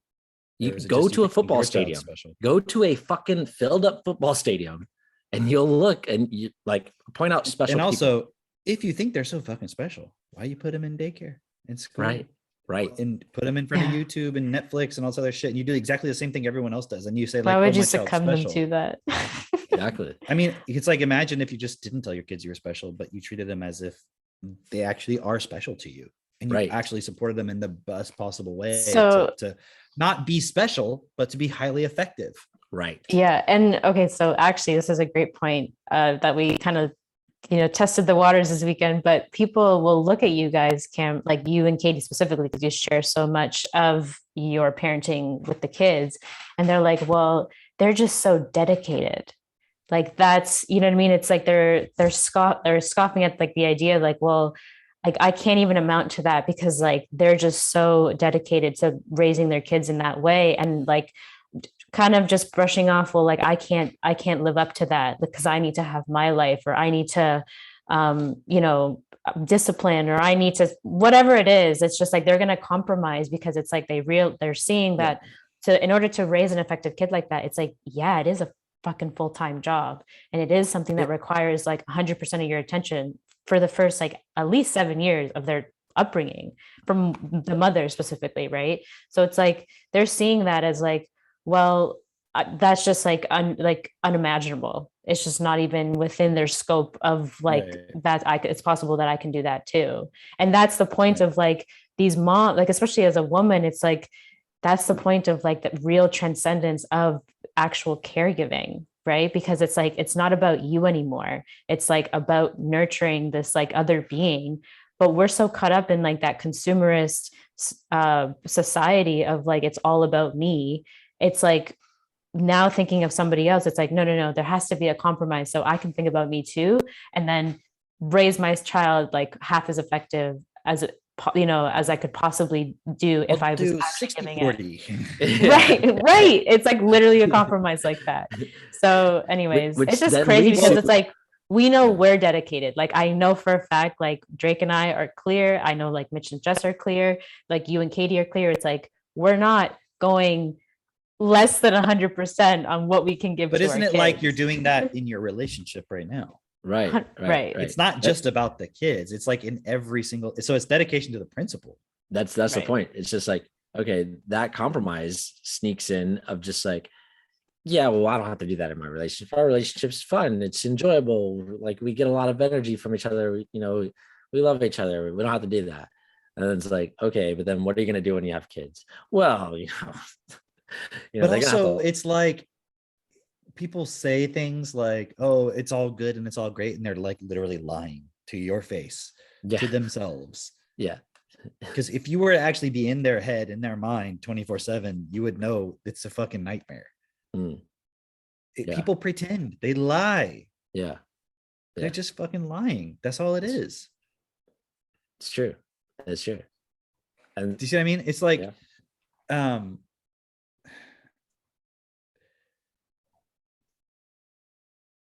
and they fill up all of their time with just entertainment. yes, Yeah, for So sure. it's like, what are you saying is so great? Somebody else's creative endeavor, you're just consuming that, and that's your life. What is anybody that's having such an amazing, great life doing any different than anybody else? You know, and then you look at the world, man. There's like fucking this war going on. There's all this shit. It is an interesting point because see, the reality is, here's the thing. A normal family, when I say normal, I just mean someone who's not questioning anything. Mhm. If they want their kid to do way better in school, like, I mean, night and day, even if they're already advanced, like I'm talking still night and day from that better. Techno tutor is the key. So if you're thinking, oh, every person who uses it, they have to do all this stuff, there's going to be a lot of people who they're just going to still do their normal thing, but they're going to get something better out of the system than they would have otherwise because their Yeah. kids are using it, they're using it, whatever. Is everybody going to then, let's just say right now, going to understand all the other points we're talking about? Probably not, because they don't have all the context. That's why what we're doing, like when we do this podcast, for example, we're not doing it to try to get out information into the world. We're doing it so that as people join the group, they have something they can listen to where it's like starting to see more context, starting to understand and see things bigger than just where they were at. So you can have somebody who comes in who's like, yeah, you know, I do see something missing, whatever that is. And then they can start to see like, oh, it's much bigger than I realized. Because that's how I started. It was like, oh, I'm just not happy. How do I become happy? Not realizing that that was the wrong question. I mean, it's not really the wrong question because it's just that thinking the answer is, how do I become happy? It's a good question. It's a good question. Like Mitch was bringing this up, I think on Friday, about how, we'll go through these periods of feeling like down or whatever, and was it Mitch or was it Mayor? I don't remember, but we'll go through these periods of feeling down.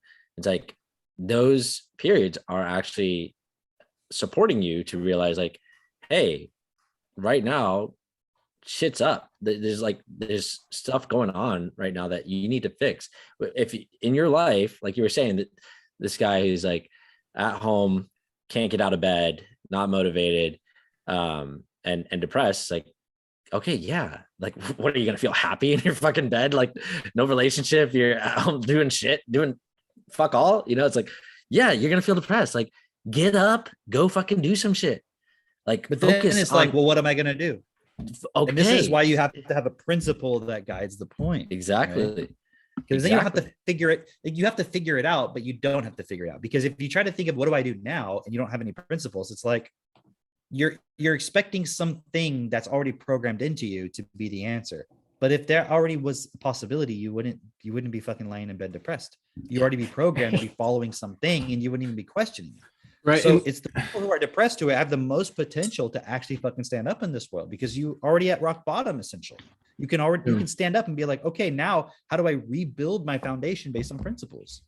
Yeah, and like imagine if you're in bed fucking depressed, you're like, well, what do I do? What would this, what would an improvement in my life look like? Imagine you found fucking 30 people that are down to have this kind of conversation, and then they actually join the group, they take on this purpose for real. And now you're responsible for supporting 30 people. Like at a certain point, like this is why I've learned to love like us having this homestead and stuff. And when you have responsibility, it's like, there's no fucking days off.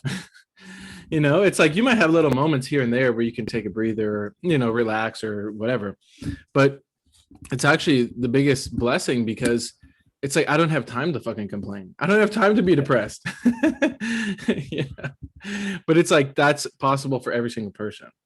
Some people may need, support in a unique way, but at the end of the day, it's still the same support. Is use fucking TechnoTutor, do self-forgiveness, live the principles, and participate in the group and help grow the group. So it's not rocket science. What were those comments that you put in the chat, Drake? I didn't really understand. Maybe they were just out of context. Yeah. I was just reading some comments. It just looked like someone was saying or replying to stuff that we were saying. I'm not exactly sure like what we were saying at that time. Well, we were But- probably talking about going into a position where you've had to compromise so much and you get to that point where then Yeah. you can't really do anything. And I mean, it said, I mean, again, it's out of context because they're also not responding in real time. They're just putting stuff and it's not always clear. And they said, if it's what's good for humanity, there shouldn't be any compromise. Okay. But now I'm in a position, and they said, quote, but now I'm in a position where I can actually make changes that will benefit the people. They said that's greedy. If we all had this knowledge, we would raise That was, collective yeah, that was like a later comment to something else. I Oh, think. okay. So Yeah, these yeah, are like yeah. just Yeah, okay. that's they're what I'm not saying. saying- Like, yeah, The timestamps are, yeah. But yeah. I think we could address those other ones. If we all had this knowledge, we would raise collective consciousness. Like, there's a lot of misconceptions in there. I mean, what do you mean by knowledge? Man. What do you mean raise and collective and consciousness? Yeah, and the thing is, it's funny when you ask those questions, Mitch. Like, what do you mean by that? Because the person would assume, oh, well, let me explain to you what consciousness is. Like, yeah, we know what that means. Right. Right. But like, It's what a- do you mean by it? Like, and not just what do you mean by it. We understand the definitions of all those words, but what is the implication? What is the context? What is the big picture that you think it means? That's what we mean. Not like what does each word mean? Like, what do Right. you mean by this? Like, if we all Right. had this knowledge, we would raise collective consciousness. Well, what does it mean to raise collective consciousness? Because the idea is that there's some levels to it, and as it gets higher, things improve. But that's not how things improve. Like, and the problem is, it's you can define consciousness so vaguely as to no matter what I say, you can be like, yeah, that's what I mean. But it's the mechanics of it that actually matters, because Okay, like here'd be a good example. Me and Jess wanted to have our baby, and we want to have our baby be really freaking smart and be able to change the world. And so if I just bought it, because I used to use shit like this all the time, if just this knowledge and it will raise the consciousness and all this stuff. And so what that would look like me doing in the past would be, okay, well, I just have to like feel really good, feel a lot of love, read some books, you know, can we knock out can we my pause to-do at list? that What is part that? about feeling a lot of love.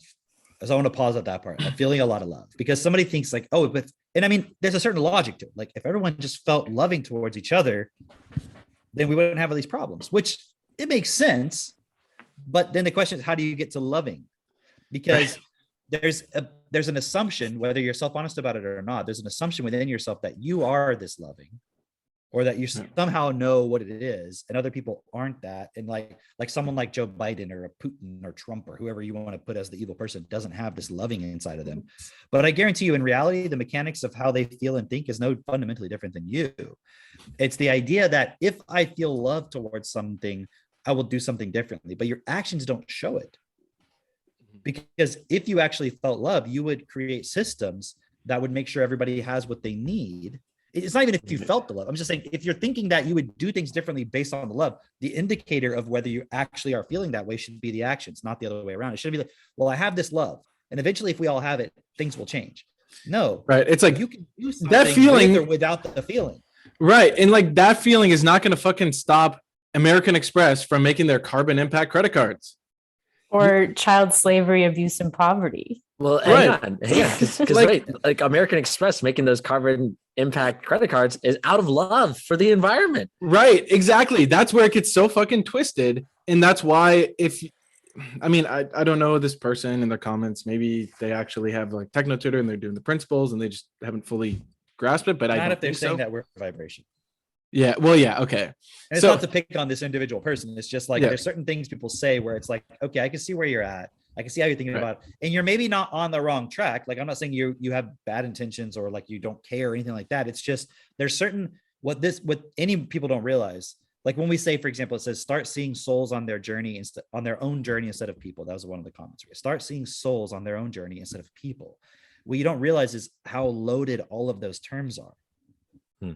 And it's like saying carbon impact. It's like saying green agenda. You like think green agenda, guys, it's great. Like it's green, it's life. It's like we have to all be green and we have to help the Equity, planet, right? And it's like, inclusion. yes, by you staying at home, and I'm going to limit your purchasing so you can only purchase the things that I benefit from and not this other companies who I want to put out of business. You don't realize they're actually just using these words to manipulate. So you don't yet understand perhaps that the words journey, the words soul, vibration, all of these words have been specifically put into our language with certain meanings and certain imagery and certain definitions Connotation. behind them, Right. certain connotations that actually disempower all of us collectively from changing the system as it is. So what they don't realize is by participating in the idea of raising consciousness, you're actually putting yourself and everybody else in a position to keep the system exactly as it is, to never be the thing that you're thinking will occur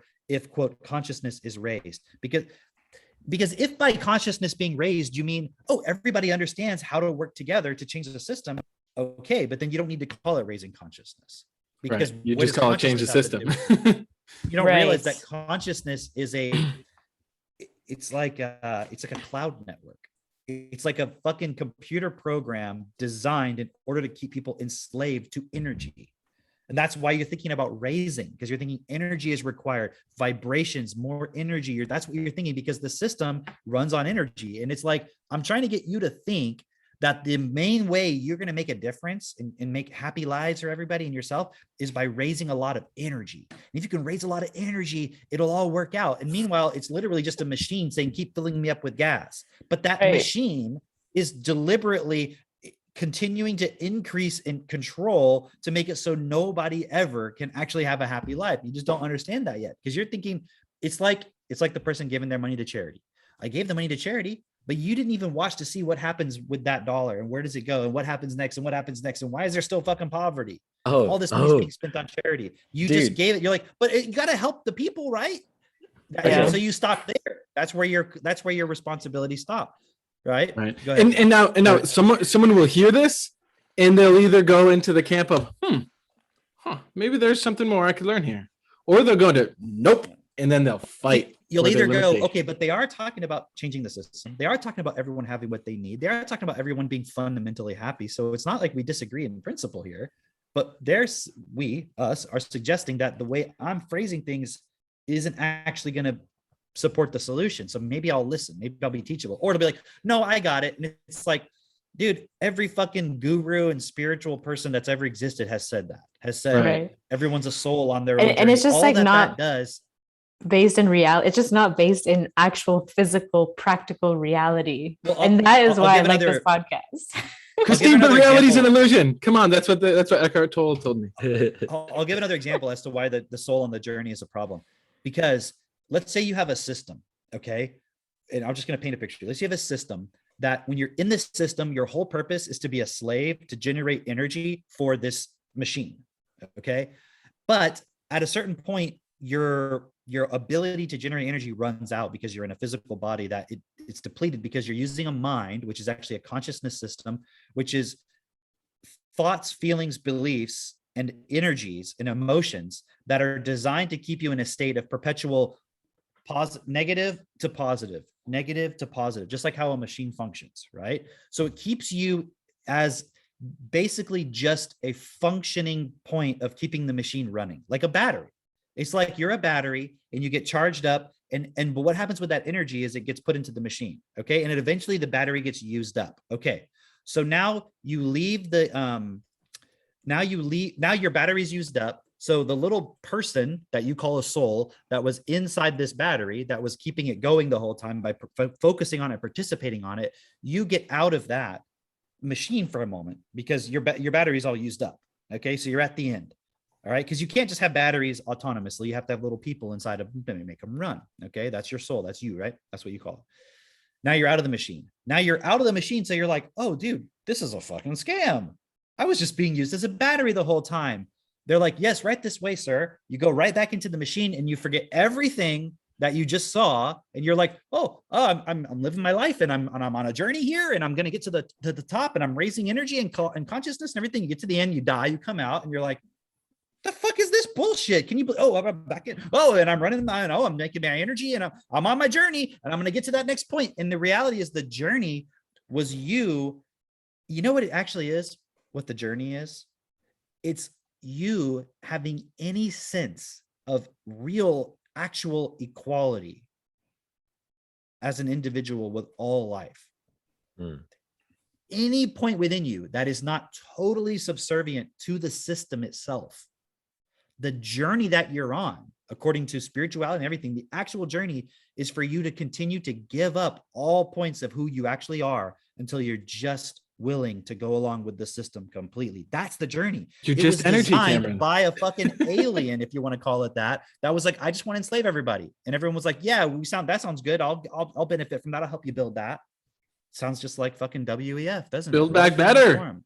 It's the Let's same go. game. As And above, so what you so don't below. realize is, like, spiritual journeys, the soul, vibration, all that stuff is literally like, if you can wrap your mind around the fact that the carbon scam and climate change and COVID and all this stuff is all scams to control people, then what I'm but when you read the actual stuff they say, doesn't it sound like it seems okay?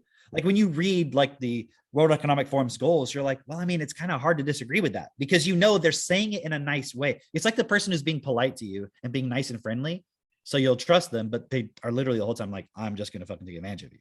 But they're really, like, I saw this Kanye West interview with Tucker Carlson, and he was talking about these people who surround celebrities and politicians and stuff that are like just really good at being nice. Yeah. But they're really just there to control and to like get some kind of benefit, but they don't ever say anything of substance. But it's like, you know, they leaked the text messages with Elon Musk and the CEO of Twitter. And it's like when the CEO of Twitter talks, it's always just like this corporate speak, you know, and it's never like anything real. It's just like corporate speak. You're not talking to a person. So people are really good at that. So imagine everything you're seeing, if you're being able to see through the World Economic Forum and the Great Reset and all this stuff, imagine the original Great Reset scam, all this stuff was spirituality. It was designed to keep the people who would theoretically have the potential to stand up because they're seeing there's problems, but to divert them into a way where you'll never actually change anything. Because if I were to ask you, well, how do you raise the consciousness? He's like, well, I just be loving. And I tell people about how we have to raise consciousness. Like that's the essence of what the solution is. You're thinking, well, if I'm nice, other people will be nice and everything, but you don't consider the reason why they're not that way. The reason why they're not loving in the first place. Why are they not? Because what I would suggest is that if you're brought up in an environment where people are loving to you all the time, and you always have what you need, and you're never, And you have having high to operate from the vocabulary. fear of, yeah, you have a high vocabulary, so you understand how things work, and you're never operating from a point of like lack, meaning like, and I don't mean like you just have anything you want at any time, like snap your fingers, you get a Lamborghini. I'm talking about you have what the food that your body needs to be nutritious. So you're always feeling just good in your body, and people are treating you effectively and kind and so forth, right? And they're teaching you and helping you understand things. You would just naturally feel good about yourself and other people, and you wouldn't see other people as a threat. And so the problem that the spirituality point has is people then go, oh, it's just about raising consciousness.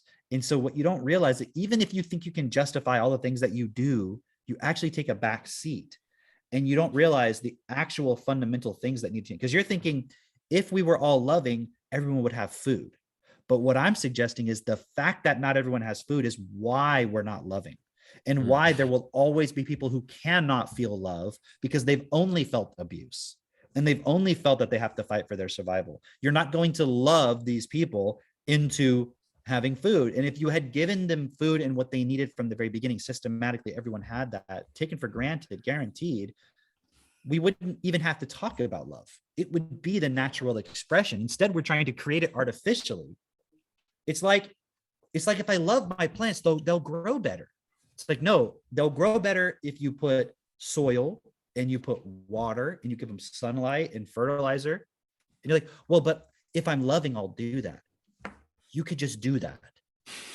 So if you're saying, but if I'm loving, I'll do that, I'm going to suggest if you can't do that without the love, you're evil. First of all. Second of all, what most people actually do in the context of the grand scheme of things is they just go, I'm just going to be doing the loving part. But then they don't look all the way at the entire total system and go and hold themselves accountable to, am I giving the plant actually what it needs in every way? Is every child getting what they need? And have I done my part to make sure every child does? And it doesn't mean you're going to go out there individually and give food to every child. You couldn't practically do that. So then you have to start asking yourself, well, how then do I use the time I have to have an impact in changing that system? And then you'll very quickly realize I cannot do it by myself. I cannot do it with 5 people. I cannot do it by becoming the president only. I have to create a huge amount of people, which is actually small percentage wise initially, to actually stand up in this world and change it, change the systems. Yeah. That will have a ripple effect that will start to improve conditions, that will start to ripple out. And that's kind of where the love part that you're thinking this will have this sort of like magic extended effect would occur. When certain policies are changed that relieve survival pressure and people start to have what they need, that start like then the parent starts to raise their child with less fear, with less anger, because they're not feeling that way. You see what I mean? So it starts to have an effect on the child, and then that child grows up, and then they're going to be able to do a better job because there's less fear within them. The conditions are improved. And like, imagine just the stress of like remember that story we were talking about, Mitch? I think Jess was telling about how like she was changing Aristotle's diaper, and there was like immediately afterwards he like pooped in the diaper, right? Now imagine the parent who's like, you're going to wear that fucking diaper.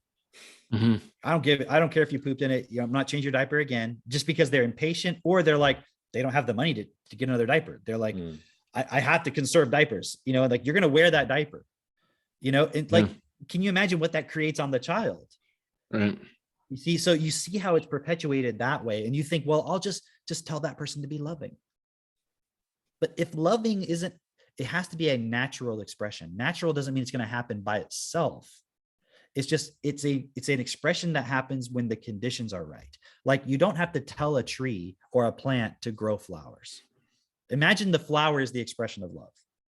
It happens when you put the right conditions in the environment and the soil. The flower happens naturally. Yeah. And if you don't have the right conditions, there's nothing you can do to make it. I mean, I'm not saying you can't do some crazy artificial genetics shit, but it's never going to be what it was supposed to be. It's not going to be the real thing. That's like drug. That's like when people like smoke weed and they're like, I just feel this love, man. Or they're like doing ayahuasca. Connection with everybody. It's like, yeah, because for a moment you're forgetting your pain. You're forgetting your and you suffering. fucking abused your dopamine system. Yeah, and you're not realizing, but you might be feeling good right now, but what about all these other people that are not feeling good just because it was like that podcast that episode we did with Sandra, where she was like in Germany and she's like, man, all these people have different level of suffering. Yeah. It's like a mental thing because you're in a fucking, you were talking about like people telling their kids they're special. Yeah.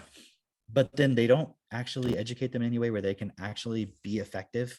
So then you grow up your whole life feeling like there should be something more, like you deserve more. And it creates that, which in a way is cool because it's like you don't want to accept things as they are, but it gets turned into like, oh no, here's how you express your unique specialness.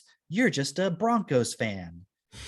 You know what I mean? Like, or you like gaming, or you like to read these kind of books or something. And you're like, that's it. Like that's my special uniqueness. Yeah. Yeah, exactly. It's funny because you were bringing up this point of Kanye and how just like over the last week, I just became aware, just like, okay, Kanye did something, because every Black person on my feed is like, fuck Kanye. And I'm like, all right, this should be good, but what is this? And all he did was wear a shirt that says White Lives Matter, right? And I thought that was hilarious because like it's so obvious to me. It's like, yeah, it's the same thing as Black Lives Matter. Like, what's the difference? It's like, it's calling it out, right? But people got so upset, like, this is the final straw, Kanye. This is it. I'm like, this is where you draw the line. This is where you draw the line. When somebody wears a shirt that you don't like, but you don't give a fuck about the 20,000 kids that are dying every fucking day from like preventable causes. Like, you had nothing to say when this whole, like, we shut down the entire economy. You had nothing to say about like how that's going to affect the second, third world. No. It's all about like how you feel. And so if you're just focused on love, it's like it's how I feel in this moment. And once I get my feeling, I'm good. That's what you're gonna do. And when that feeling's not there, you're not gonna do shit. You're not gonna do shit because it's out of sight, out of mind. That's literally how we live. It's out of sight, out of mind. You don't do anything about it. And exactly what you say, nobody's following. Where is this dollar going? Oh, because it was funny because on Christine's, I don't know, somebody she follows on Instagram. It was just like Black Lives Matter donations, right? This person who was like CFO or COO of like Black Lives Matter organization now being criminally investigated for basically taking $10 million and spending it on whatever. And this other person, same deal. And then basically all these celebrities and people just going, wait a minute, I gave $900,000 to this organization and I feel like I got scammed because it didn't go to anything that I thought it was going to go to. And wait, oh no, this wasn't what I thought it was. And and basically just showing people got duped hardcore, right? Which is hilarious to me because I remember having conversations with the people that were around me, people that I grew up with, family members, having these conversations and just going, why are you giving money to them? What the fuck? Like, why are you all absorbed in this shit? While it was really emotional, they got moved to do that shit, right? And here I was, because I read through the fucking page. I read through what Black Lives Matter stood for, right? And I was just like, no, that's not cool, because it's that corporate speak and all this, and like it had all the right wording. But I could read through the shit and it's just like, they want to break up families. They want to do all this bullshit that's like not going to help anybody.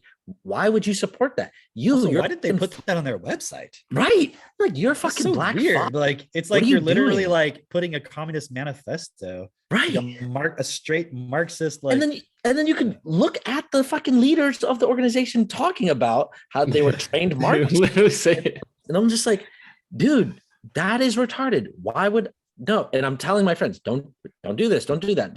And I'm using that word friends loosely again, right? See how they're manipulated by, it's like this idea of love. Like, no, we want to help Black people. We want to stop racism. It's about love. It's like hate, not hate. It's about love. And it's like somehow literally it's doing nothing. Somehow I became a racist in all of this. And I'm just like, yo, I'm just trying to point out the fucking obvious. I like, and this whole last 2 years has been an exercise in who can see the obvious and not. And then just like, okay, clearly love is not going to be the solution for these people. Somebody wrote a comment, making systems based out of love is the move. But see, again, it's like that word love, like why does it even need to be there?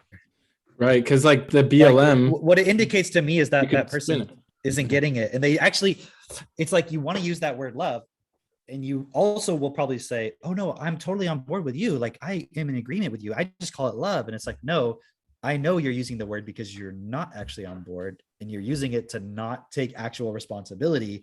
But since it's the word love, you can have an excuse of, no, it was love. Like it was a good thing. Like I can't be held responsible if I had love. Like it was love. It's like, love is bullshit. Love is total bullshit. It's just a feeling. It's just an emotion. It doesn't solve anything.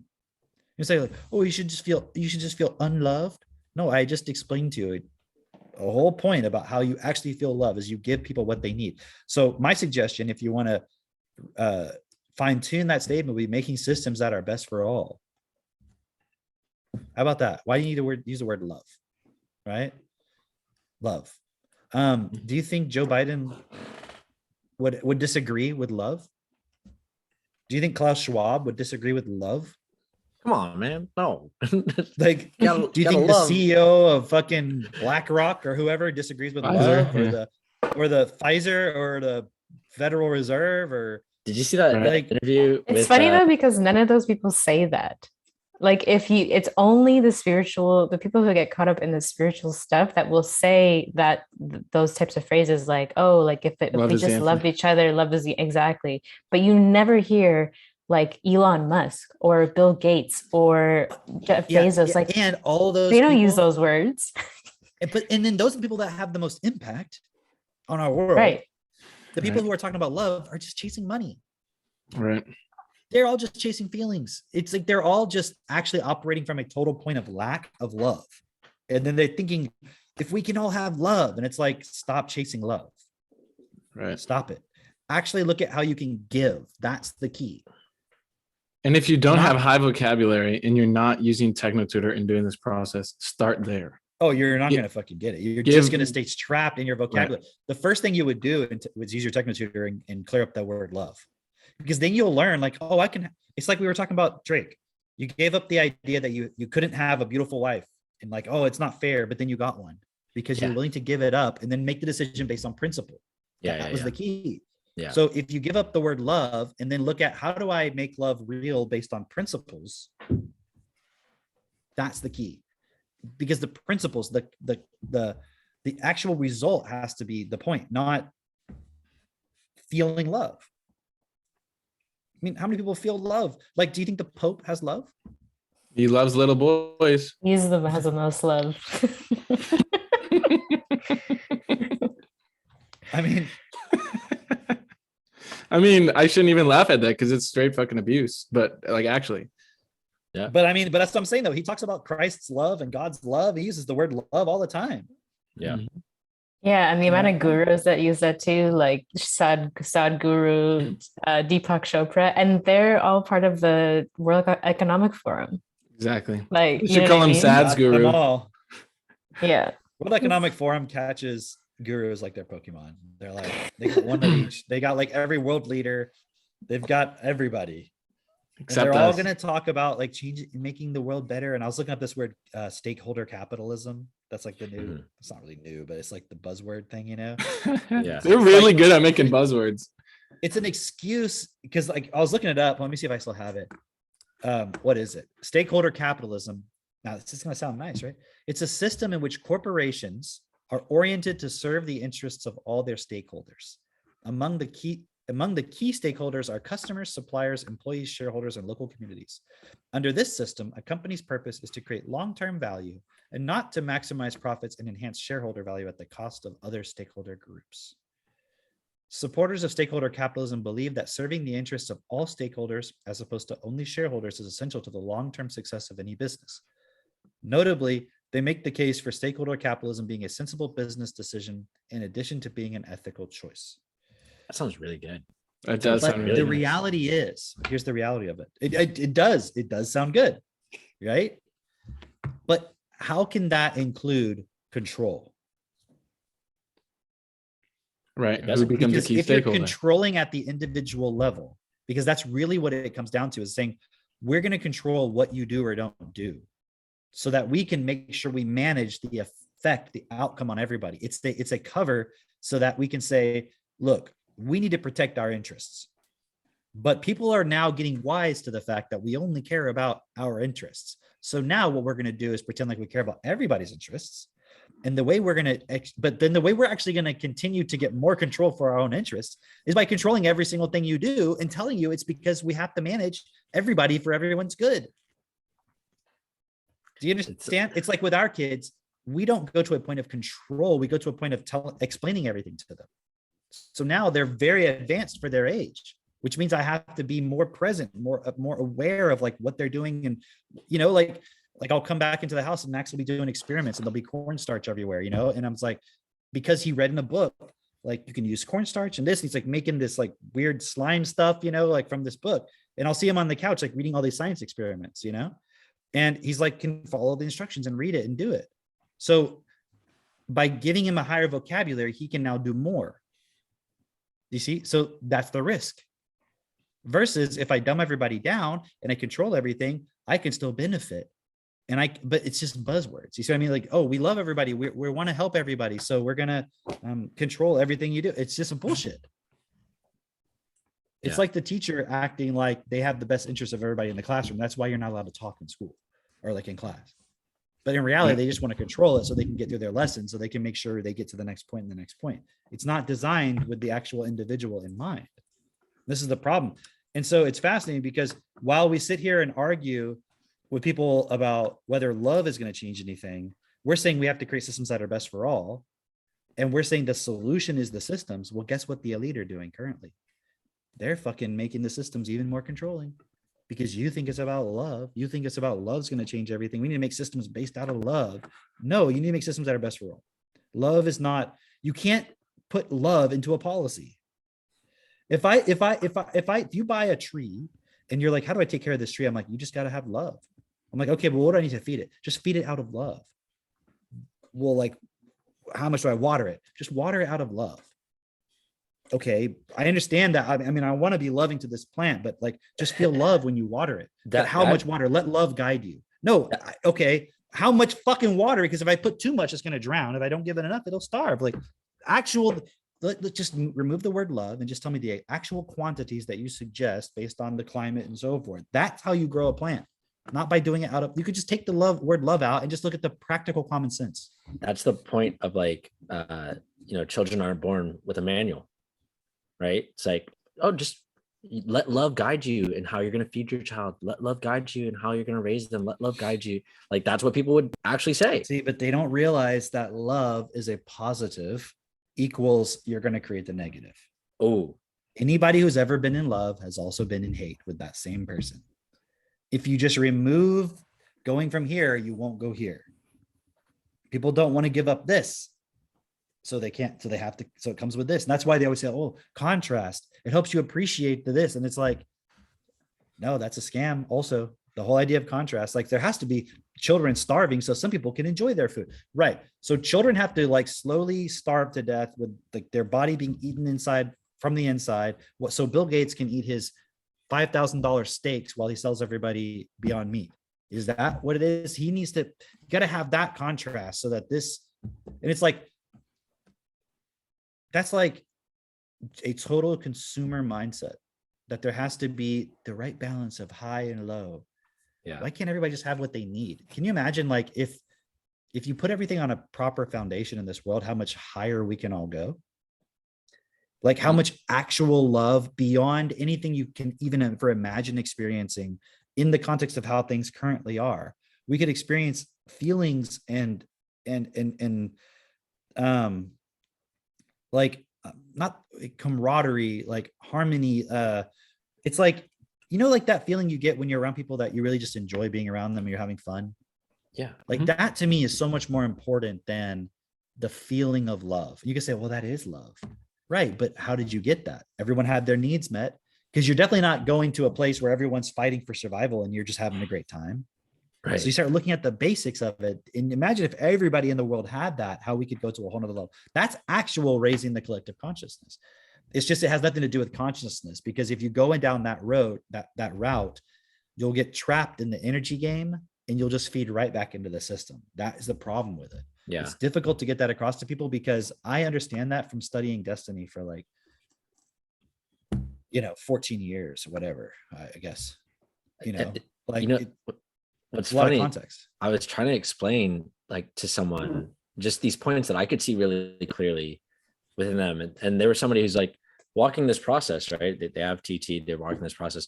But I was beginning to explain something, and then I realized like there's so much context behind what I want to say. Like it's a really clear point, but there's just so much context that this person needs to understand. So then I just started sending them like, you got to watch this video. You got to listen to this. You got to do this. You got to read this blog, because like, there's so much, like, it's not just this phrase that I'm going to say. It's not just this word or this thing that I'm going to point out. It's like, there's so much built upon that you have to take apart, We accept inequality so much within ourselves that we see another person who's like a guru type person, and then we're just looking for that one statement from them, as if it's like a blessing that will bestow upon us this grace that was going to make our lives. That's the whole concept of grace, isn't it? Like the superior being, out of its own love, and it just bestows upon you like a gift. Right. And like, they think that's where happiness comes from. That's what people literally believe. They think happiness just comes as some like random gift from the heavens, not realizing it's just because everything was working properly. And the moment it doesn't work properly, that's when you feel bad. It's real simple. Yeah. Getting people to that basic understanding. That's why people need Technosphere, because you can't take someone from here to there. Remember when I introduced the blogs to you, Drake? Yeah. Yeah. But it was like you had already been using TechnoTutor for a bit, and it was like, I don't get this. Now when you read it, isn't it like it's just fucking like obvious stuff? Like, not to say like it's not valuable. It's just like, yeah, this makes sense, right? Yeah. Like Christine was saying something the other day, listening to The Biggest Missing Piece by Bernard, right? And just like that point that you were making specifically about you have this positive, that means you have to have this negative. It's like if you're solely and completely focused on the positive and like things going really well, and to the point that you're going to ignore the negative, you're going to allow the negative to run rampant because you're not even going to look at it. Do y'all, we might have talked about this before, but do you remember the video? Have y'all seen the video that Bernard was responding to? Yeah. Yeah. Do you know what I'm talking about, Mitch? I looked it up. You looked at it, Okay. you watched it, obviously. Yeah. Like, Because it was Can an you Abraham describe, Hicks. like that whole thing. Yeah, it was an describe all Abraham Hicks seminar where they had like, an audience of people. And there was a guy who had brought up the point of, well, how can I be basically following your teachings and your practices, but yet the world is still like, there's still people in poverty or children starving. And Abraham Hicks like literally was like, brought up the point of basically there has to be contrast. Like they're purposely put there for a reason, and he just has to focus on like being like, they completely avoided the point of like, It's like their being is attracting that experience to them, right, and you have to just exactly. focus on yourself. So you Yeah. can see how that whole thing was a setup, so that one guy who was searching was like, oh, don't need to change anything. But he was questioning it. He was That's the actually guy I want to questioning talk it. to. Yeah. No, Yeah. I know, but I'm just saying, like, that's the guy you want And to he talk was to. like not the really fucking- depressed in that video. I don't know if you guys remember, like his whole demeanor was like, Yeah. this is so fucked, basically. See, that person was at the point of questioning the system. And then you had the gatekeeper come in and go, no, there's just contrast, and you just have to just focus on yourself, and you feel good, and then that'll change, and that'll somehow they'll learn to feel good by contrast. And it's like, but you're going to feel good.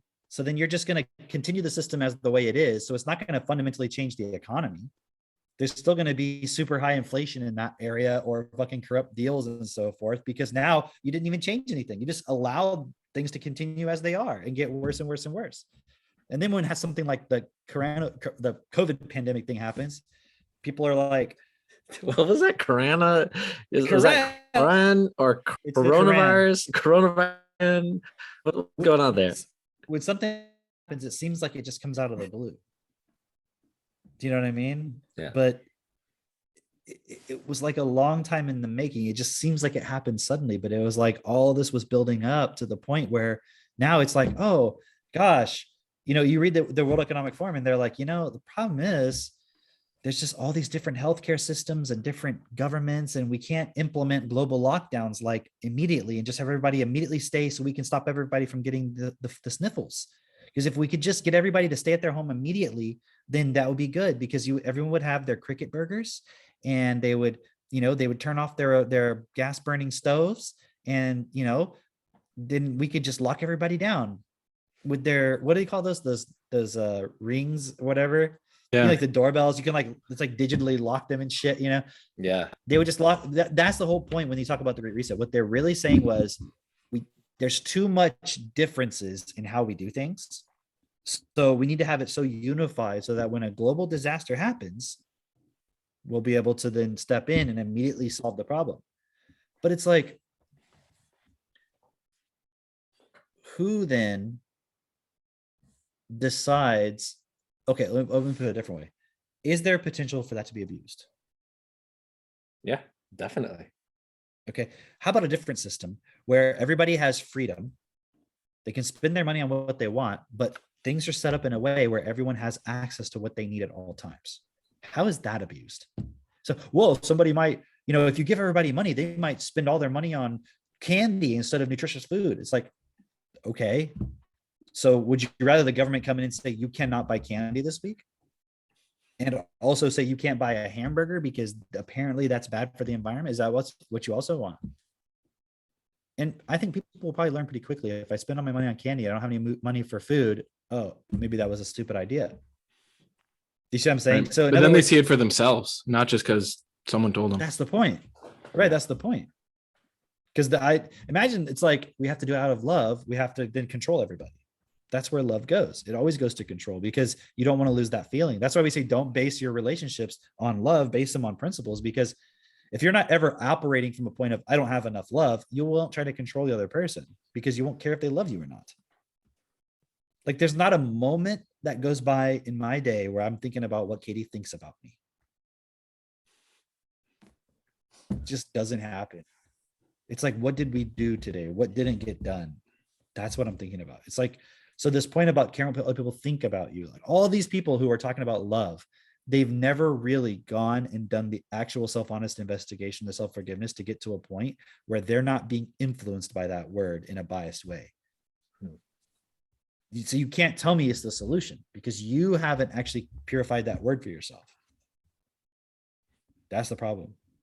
It's like trying to have a teacher tell me about mathematics and they never actually understood mathematics. They just went to school and got brainwashed and just memorized everything. You memorized the word love. You memorized the word God. So all the people who promote all these things, there is value in these words if you remove all the points that are they're basically just viruses on the word. But people don't, they can't do that without Technotutor. They can't do that without the process, without DIP. Right. So the problem is if we don't have enough people doing it, doing the processes, you just have people arguing about opinions and it all leads to one way, more control. Yeah. Right. That's what's fucked. So we're not going to, in our group, we're not going to entertain other people's ideas. Somebody might say, oh, that sounds like you're trying to control. It's like, no, you all have to be in agreement on principles. If somebody says, well, I don't agree with the principles, which ones do you not agree with? Do what's best for all. Give as you want to receive. What specifically do you not agree with? And so the problem is if it's not about controlling people. It's about when you see something that doesn't make sense, you say something. Yeah. You support or you share or whatever the context requires. And in reality, what people want is they want to be able to share their opinion and then you shut up. Does that make sense? Rather than, yeah, okay, you can share an opinion, but then I'm going to say that it doesn't make sense. Because we can look at the outflow of it. The difficulty comes in where people will not have a high enough vocabulary. And I don't mean that as an insult, like you're stupid. It's just like high vocabulary means you understand what the words mean. So when you say the word love, when you say the word soul, how many people actually like looked up what the meaning of the word soul is and actually questioned it and said, is this definition actually effective? Does this actually, like, is it something that I actually have real practical experience with? Or is it just a word that was implanted in my subconscious and I use it and I just assume? Right? Because that word is a fucking control word. Consciousness, raise, soul, journey, love, all of these words are control words. They're just gatekeepers, right? So that's the original gatekeeper is just our actual words, our letters. Yeah. Right, isn't it? Yeah. Because we can't question things if even the words we're using to question them are still tainted. So you're not actually seeing outside of it. That's why when you listen to Bernard's interviews or his audios, they're so clear. It's because he did the work of clearing up his vocabulary. So when he's talking about things, it's like not talking about it in the way everyone else is. So when we say like there's no God, we mean there's no God in the sense of you thinking there's some supreme being that's going to take responsibility for everything. That doesn't equal, oh, you just want to like murder people and be a Satanist. Like, no, that's because you're defining God in relation to that. It's not at all what it is. It's not what it means. It's like when I ask my kids, like, we were talking about something and they're like, I was giving them some context and I was like, how people talk about like they believe in God, right? And they're like, yeah, we understand that. And it's like, well, like, for example, what is God? Who is God? And Max will be like, me, you, everything. Like, they understand that. Yeah. They don't, the concept of someone being superior, inferior just doesn't make sense to them because they weren't taught that. And so when you talked about earlier, the dedication of being a parent, it's like, you are now responsible for programming this. It's like the child, the being inside that body is equal to you, but their body is programmable. Mm-hmm. Does that make sense? Their body is kind of like a robot. I mean, people might have a negative connotation towards that word, but it's a robot in the same sense that a tree is a robot. You know what I mean? It has a certain design and a certain function. And if you do things incorrectly, it'll become disordered or diseased. If you do it correctly, it'll flourish. That's what I mean. There's a predictability to it. There's a program, there's a design, right? And so a child's body needs vocabulary, and you have to program in the words properly. If you don't, they'll become dysfunctional, and their mind will become the projection of all those confusing terms and definitions and words, so they won't reason effectively. So the dedication of a parent in actually supporting your child to be effective in this world is making sure that they're programmed effectively with patterns that are best, with words that are best, and not just sticking them into the system that's just going to program them to be a consumer. That's it. Right. Looks like we're pretty close to time. Do you guys have any other points you want to add, or? I would just say, like, wake up before it's too fucking late. And by wake up, I don't mean that now in some weird contaminated way. It's like, So literally what like, meditation do you recommend? yeah, the transcendental meditation, the one where you transcend your current bullshit and reach out. That's it. Or is it the words to forgive? Right. Right. Like, Yeah. like actually, like, it's not that hard. Like, get Techno Tutor, use it every day. Don't give yourself an option of, oh, should I maybe not use it today? It's like, just use it every fucking day. If you fall off, just get back up, listen to all the podcasts, come on the calls, and then reach out. Like, reach out for support. You know, future generations That's depend on you. Reaching out for support, because we talked about the point of people don't have the answer for you, but so other people can support. So here's what I would suggest: the person who tells you what you want to hear, don't listen to them. The person who tells you what you don't want to hear, don't follow them, but listen. And then do your process based on the reactions that come up. If someone's telling you what you want to hear and it sounds easy and it sounds like, okay, that's what I wanted to know, that's probably the wrong thing. Because if that, think about it. If it were valid, why would you even have the fucking question in the first place? Yeah. Do you need someone else to tell you that you're right? You need someone to tell you you're wrong. That doesn't mean you just go, okay, they said I was wrong and they seem to be better than me, so I'm just going to follow what they say. No, because then you just blame them later if it doesn't go right because you didn't have the right. The point is, when you reach out for support, it's someone else being a sounding board for self-honesty. So you can take that and go, okay, what am I reacting to now? And it may, the person's advice as to what you should do may be totally wrong in the sense of like, it's not practically applicable to you because they're just looking at from their own experience, trying to place themselves in their shoes. But you have to then bring it back to, okay, what did they say that triggers reactions? And how am I reacting to things based in the principles?